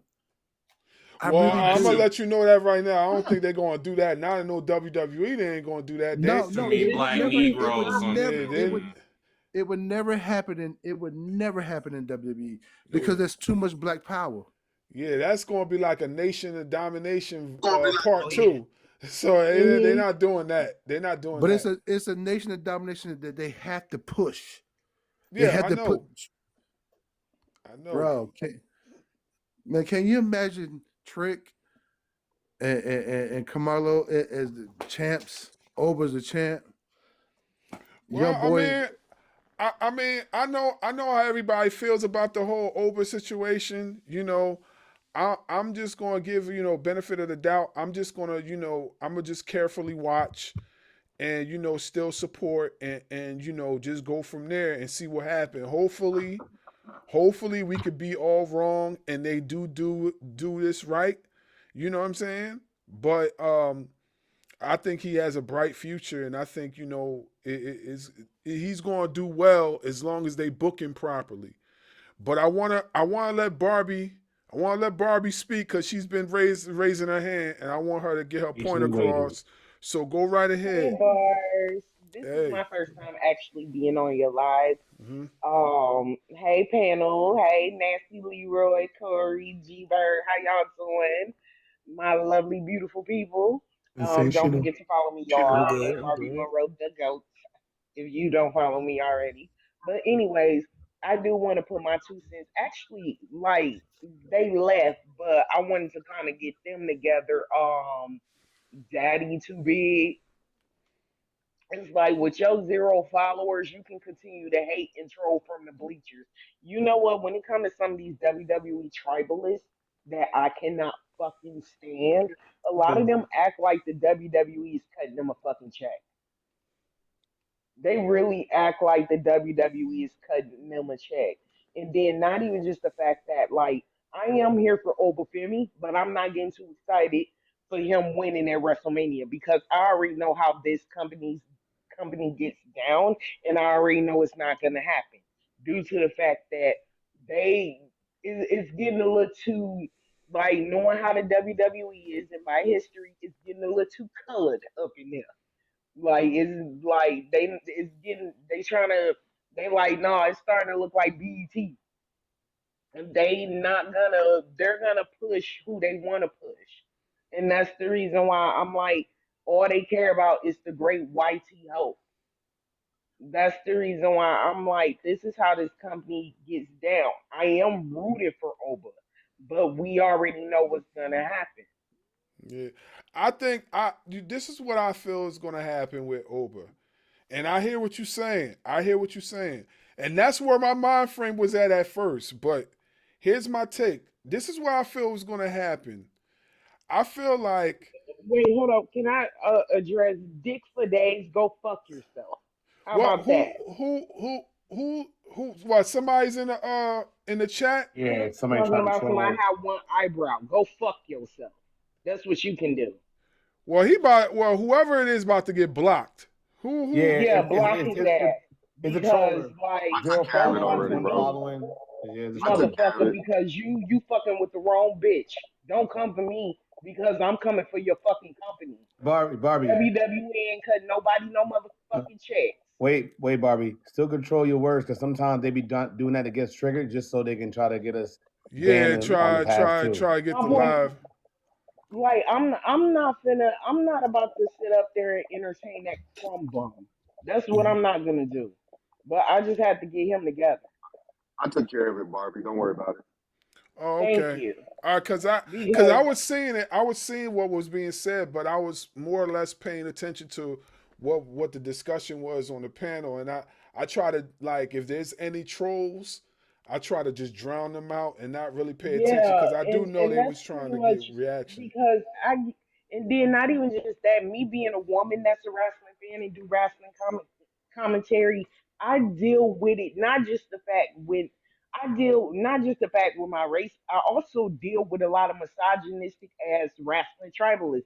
And it's mainly coming from the WWE side. Mhm. I'm not a brand fan. I love all wrestling, all combat sports, because that is how I was able to bond with my dad and my older brother, my late brother. I was able. That is how we bonded as a family since Mhm. 1998.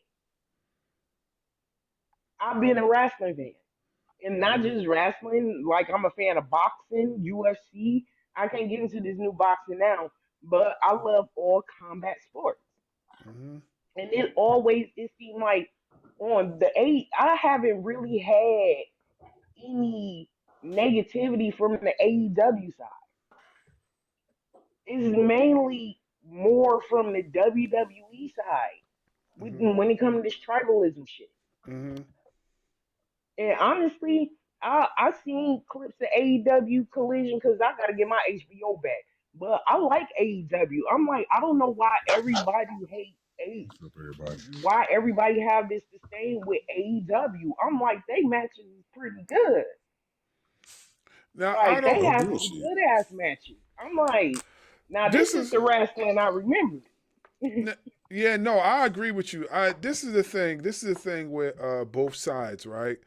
So, and me and my bro, we talked about this on the show plenty of times before. WWE is more on the entertainment side. AEW is more on the wrestler side. You know what I'm saying? Yeah, Two different sides.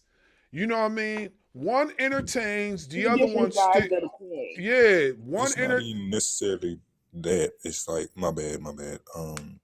I would say, like I said it before on Chris's podcast, I would say like WWE is more of a corporate controlling thing, whereas AEW they got the talent. It's just more of a partnership. That's why it fucking works. Well, we Yeah, Whether know I know that already, but I'm speaking more. I'm speaking more in tune to like the creative side. When you look at and this is what I'm going to lean on because others have also said the same thing. AEW is treated more like a sport. They're treated more like talent, more like athletes, while WWE treats their wrestlers more like entertainers. And if you ask some of the wrestlers that wrestle for AEW, they'll tell you the same thing. Like Swerve, a weekly AEW show is equivalent to a WWE PLE. Yeah. WWE is no different than the theater.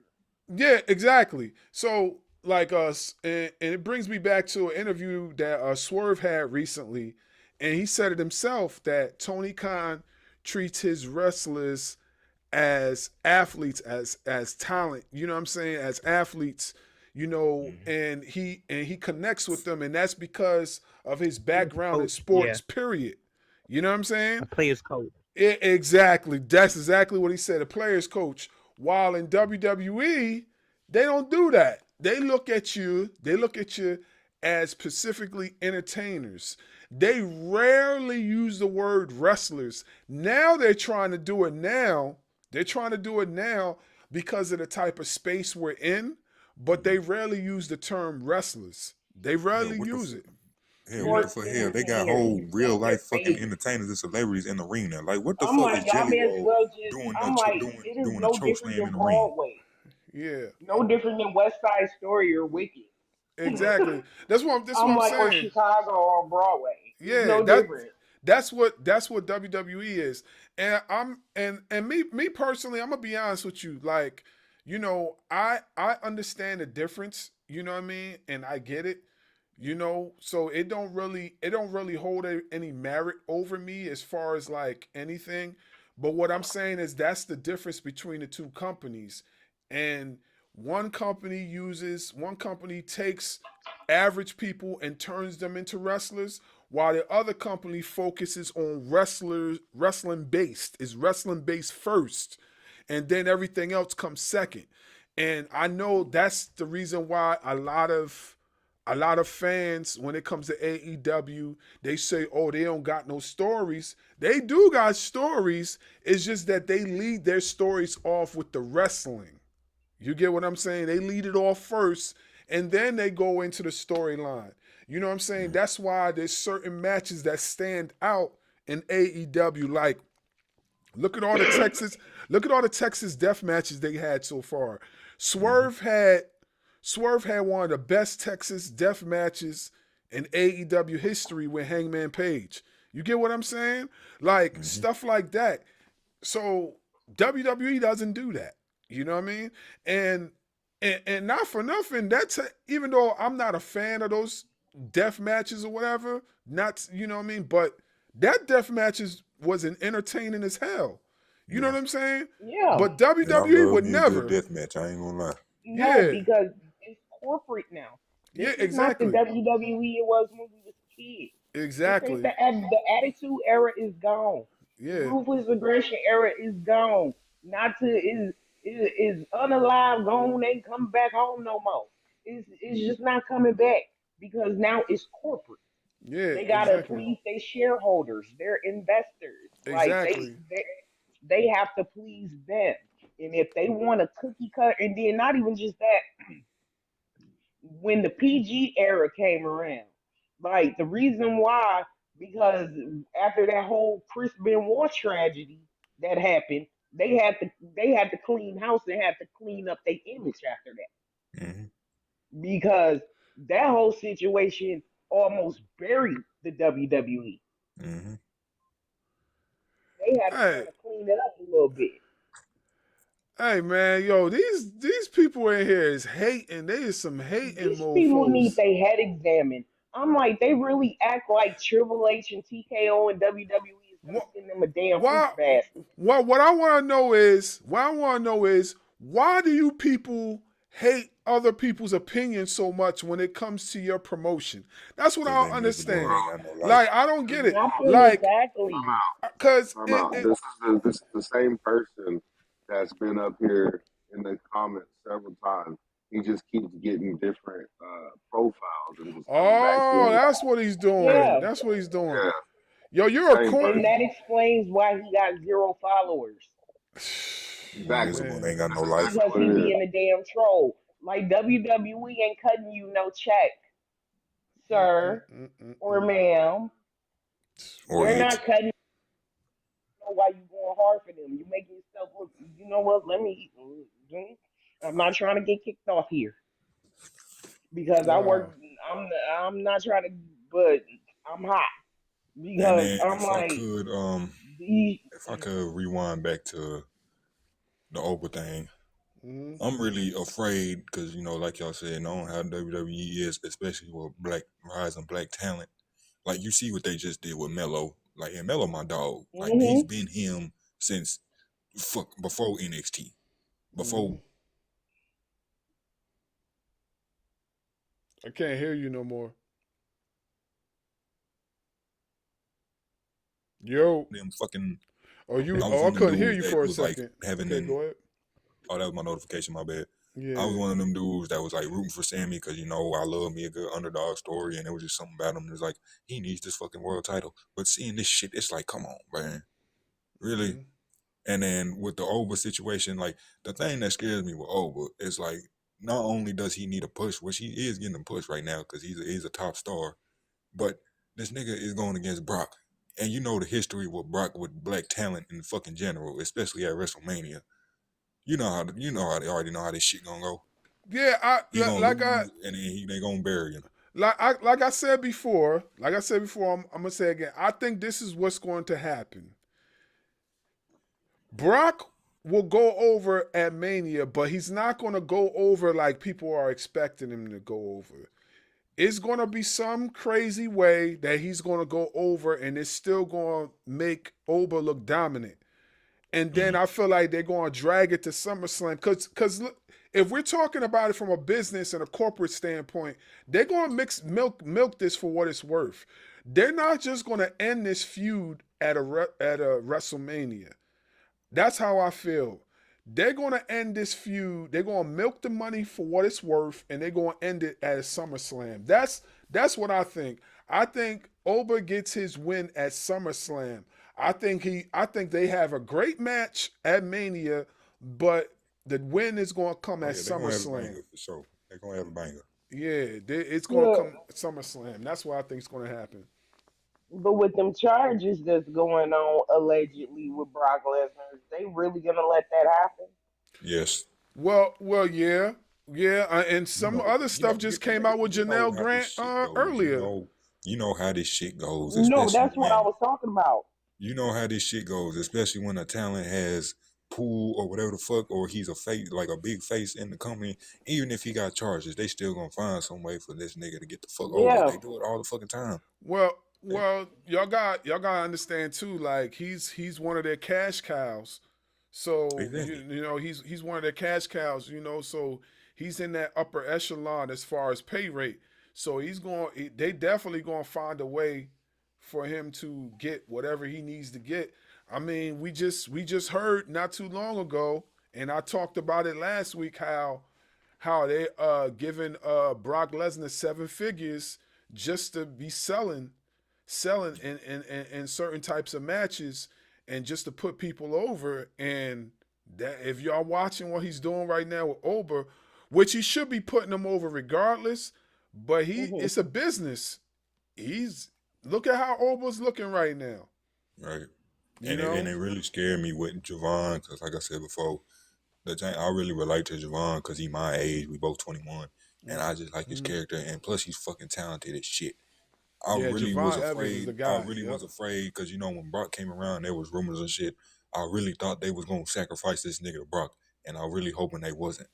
And if they did, I wouldn't be surprised. But I was really hoping they didn't, and I'm glad they didn't, and I hope they never do. Knowing WWE, but I can already see the downfall for Javon, sadly, because like I said, it happens all the goddamn time. But yeah, well, we all know how this company gets down. We all know how. Yeah.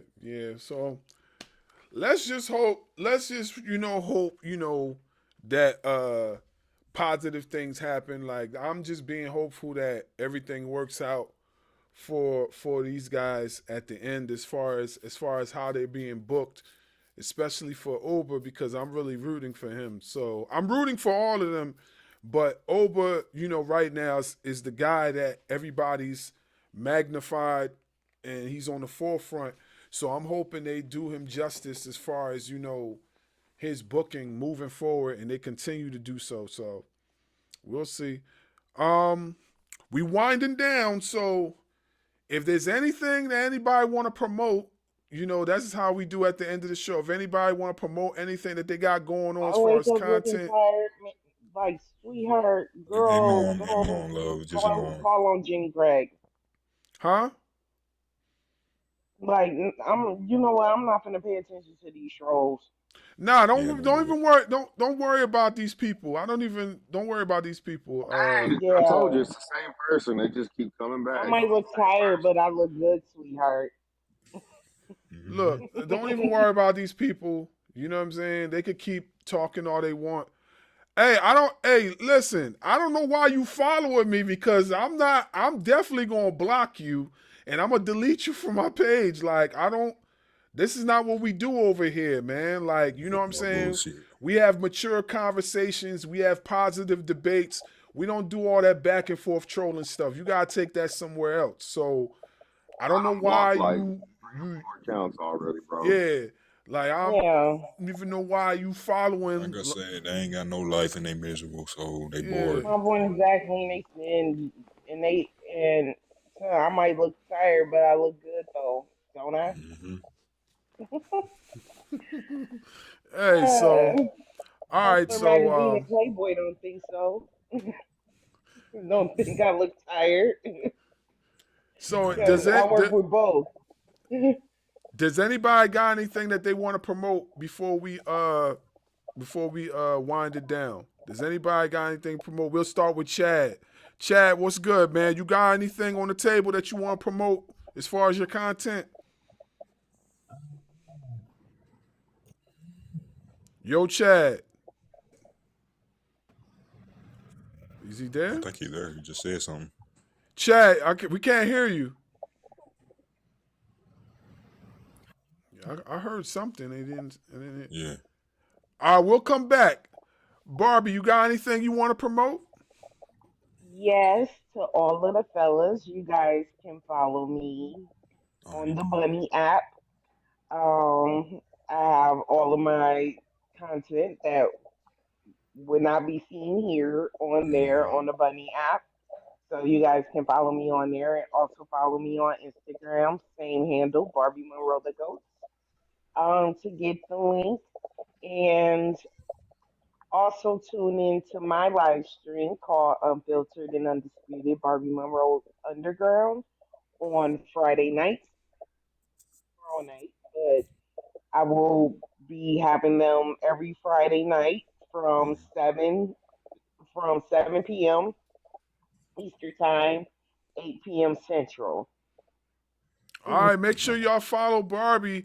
Hey, I've been following you for some time. This is the first time I seen you on a live too, so that's why I was like, wait a minute, I follow you already. So like, this is the first time I seen you on a live. So yeah, I usually be in Chris's live or Polo's live from Square Circle Boys, but I go around and I usually be in people's lives and stuff like that. And like when I follow people, I support everybody because I just feel like this. I'm like, if everybody quick to support Kai Cenat or motherfuckers that they don't even know, like why not support the up and come? Why not support the up and coming influencers? Yeah, for sure. I appreciate it.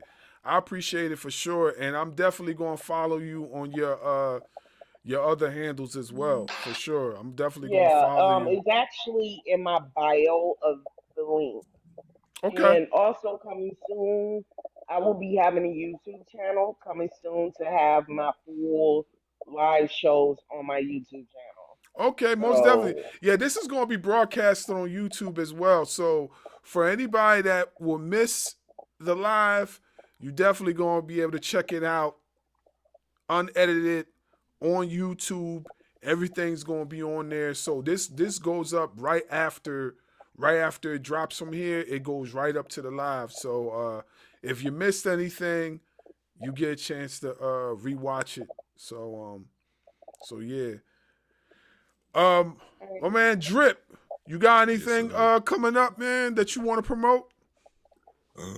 Actually, I do. So this weekend over in Dallas, where I stay, it's the Creators at the Dark convention. I got invited as a guest. So be on the lookout for panels, interviews, content such as dapping up tens, shaking my hand in character, spicy interviews. Okay. Especially with an adult convention like this. This will be my third one I'm going to. I'll be posting the links to my Patreon for the interviews that show a little more. My YouTube, my Instagram for the reels, my TikTok, of course, y'all can follow me. I'll be posting all my links in my bio tonight. And other than that, that's like the major thing coming up right now. Also Barbie, that complimentary is on the table anytime. Just hit me up. But yeah, that's about it.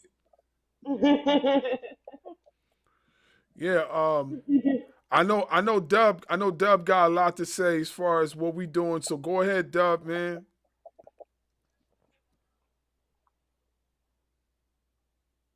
Oh shit. What we got going on, bro? I've been playing a video game, listening to everything. Give me a second to get my bearings back. Nah, no problem. Well, we ain't got nothing But coming while up you do this week. Go ahead, Nasty. I'll come back. No, I was just gonna say while you do that, I just wanted to say, you can follow me on Instagram, official National Leroy 215. Follow my Twitter, that National Leroy, and follow me on here. It's the same thing, official National Leroy 215. Shows coming up for 1FW. I'm just mainly wrestling there, but I'm gonna be wrestling other places. Stay tuned on my socials. What else? Yeah, just a lot of stuff's in the works. Watch One Fall Wrestling, aka 1FW on Triller TV. 6:30 every Wednesday. We got so it's my home promotion. So we had a rumble. We had a thing called the Rumble in Rome, where it was the Arn Anderson homecoming, and that was like one of our big shows. And so we sold out that venue. The venue, the River. I forget the whole name of the show, but that venue, literally like 2,000 people packed that thing up. Our recent tapings with MJF, the Devil down in Georgia, and stuff like that. Yeah, I'll be putting out some my I would just say my merch. brainbustertees.com/Nasty Leroy. It's another merch store where I got jackets and stuff, but like I can't think of it right now. But it should be all in my bio and stuff like that. Yeah, new merch coming, new stuff coming. So yeah, so. All right, yeah, that's what's up, bro. That's what's up. Once again, man, I'm happy for you, man. Your segment with MJF, man, that's dope, man. So, I'm gonna be supporting you, man. We could see a lot more of that, what I mean, from you in the near future. You know what I mean? So, you got ring ropes and turnbuckle support all the way, brother. Oh yeah, I appreciate it.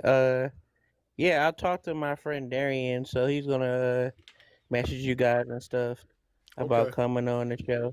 Okay, so no problem, for sure. All right, Dub, the floor is yours, man. You okay? All right, so we got nothing coming up this week. I'm on call for work, so I didn't schedule anything for this week. But we will have a show coming up next week. I'm working on getting a few guys scheduled. Leroy, I still want to get you scheduled. I'll reach out to Bird. Bird's been following me for some time now. So I'll reach out to Bird, Corey. I'll reach out to all them. Everybody, make sure you go like, subscribe to Ring Ropes and Turnbuckle on YouTube. I know Leroy is already part of it, but everybody else is not. Ring Ropes and Turnbuckle on YouTube. Ring Ropes and Turnbuckle on Instagram, Spotify, Apple Music or Apple Podcasts, Amazon Music, iHeartRadio. You can find us all on there. Also, I got my Facebook page up and going. I appreciate it if any and everybody would go support Darkwing Dub Facebook page. I post a bunch of reels and stuff on there. Y'all support Darkwing Dub on YouTube and Instagram. Anthony, he's based out of, so me and Barz have a podcast together called Ring Ropes and Turnbuckle Podcast. And he's based out of Jersey. I'm based out of Oklahoma City. But yeah, we do all of our stuff on YouTube, Instagram, Facebook, my Facebook, his Facebook. We tag each other in almost everything that we do. So you can find us on everything there, bro. We talk wrestling. We talk the last show we did. We talked a little UFC. And we'll talk boxing on like the bigger boxing events where there's gonna be millions of people watching. We'll talk the bigger boxing events. But for the most part, I do boxing. I do football, basketball, baseball, and a little bit of pro wrestling. I saved the pro wrestling for me and him. But yeah. Hey, Anthony, the link tree in my bio will have links to everything that we are on. You can follow us on everything in the link tree in my bio, bro. But yeah, hey, Nasty, when is your next event? It's not until like a couple weeks from now. Bro, I would like to get you scheduled to come on at some point and you can promote your show. And then we can also just have a conversation about your just an interview, talking about wrestling, your history in wrestling, how you got into it, but also promoting, the show you got coming up, bro. Mm-hmm. Yeah.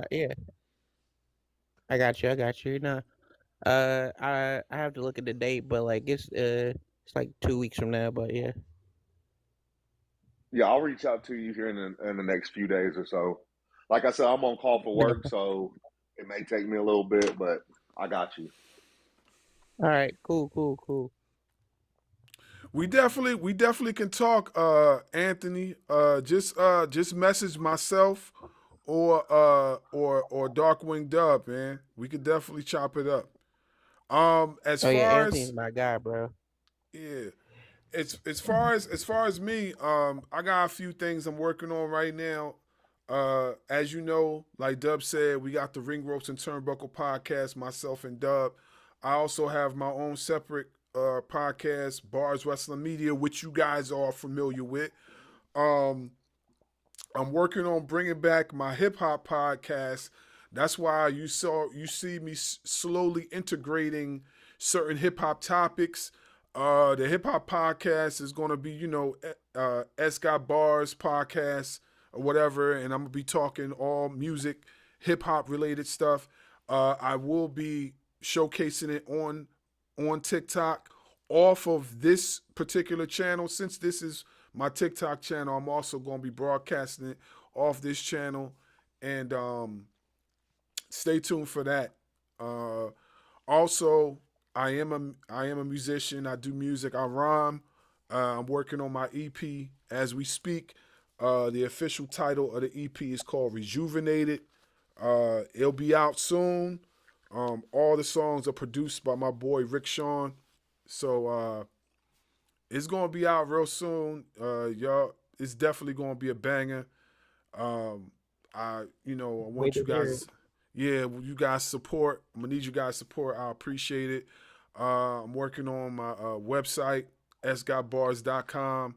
where all my music is going to be there, exclusive freestyles, things like that. All the links to our podcast content, everything is going to be on sgotbars.com.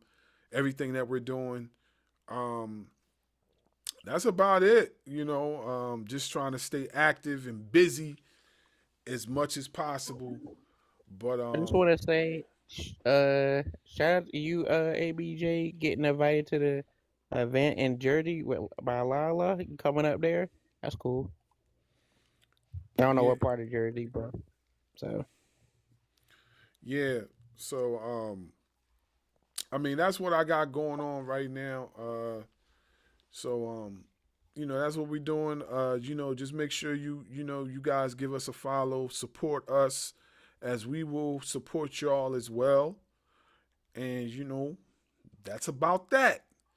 So if nobody got anything else to talk about or say, we're gonna cut out of here.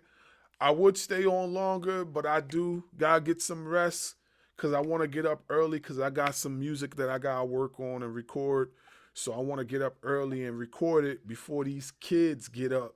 I am off tomorrow. It's a holiday for me at my job, so I'm off tomorrow. So I want to try to get some more stuff done. But I will see you guys next week. Same Barz Chime, same Barz channel for more Barz Wrestling Media. I appreciate y'all. Dub, I'm going to hit you up on the phone, bro. All right. All right.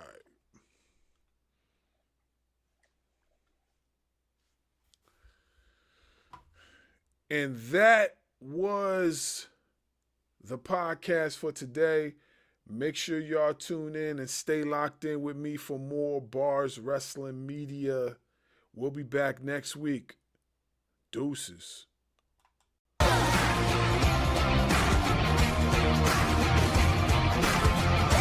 Champions, strategists, unstoppable. This is Barz Wrestling Media. Where wrestling meets greatness.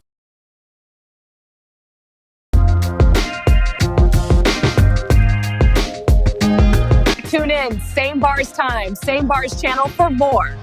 Barz Wrestling Media Live. Barz Wrestling Media.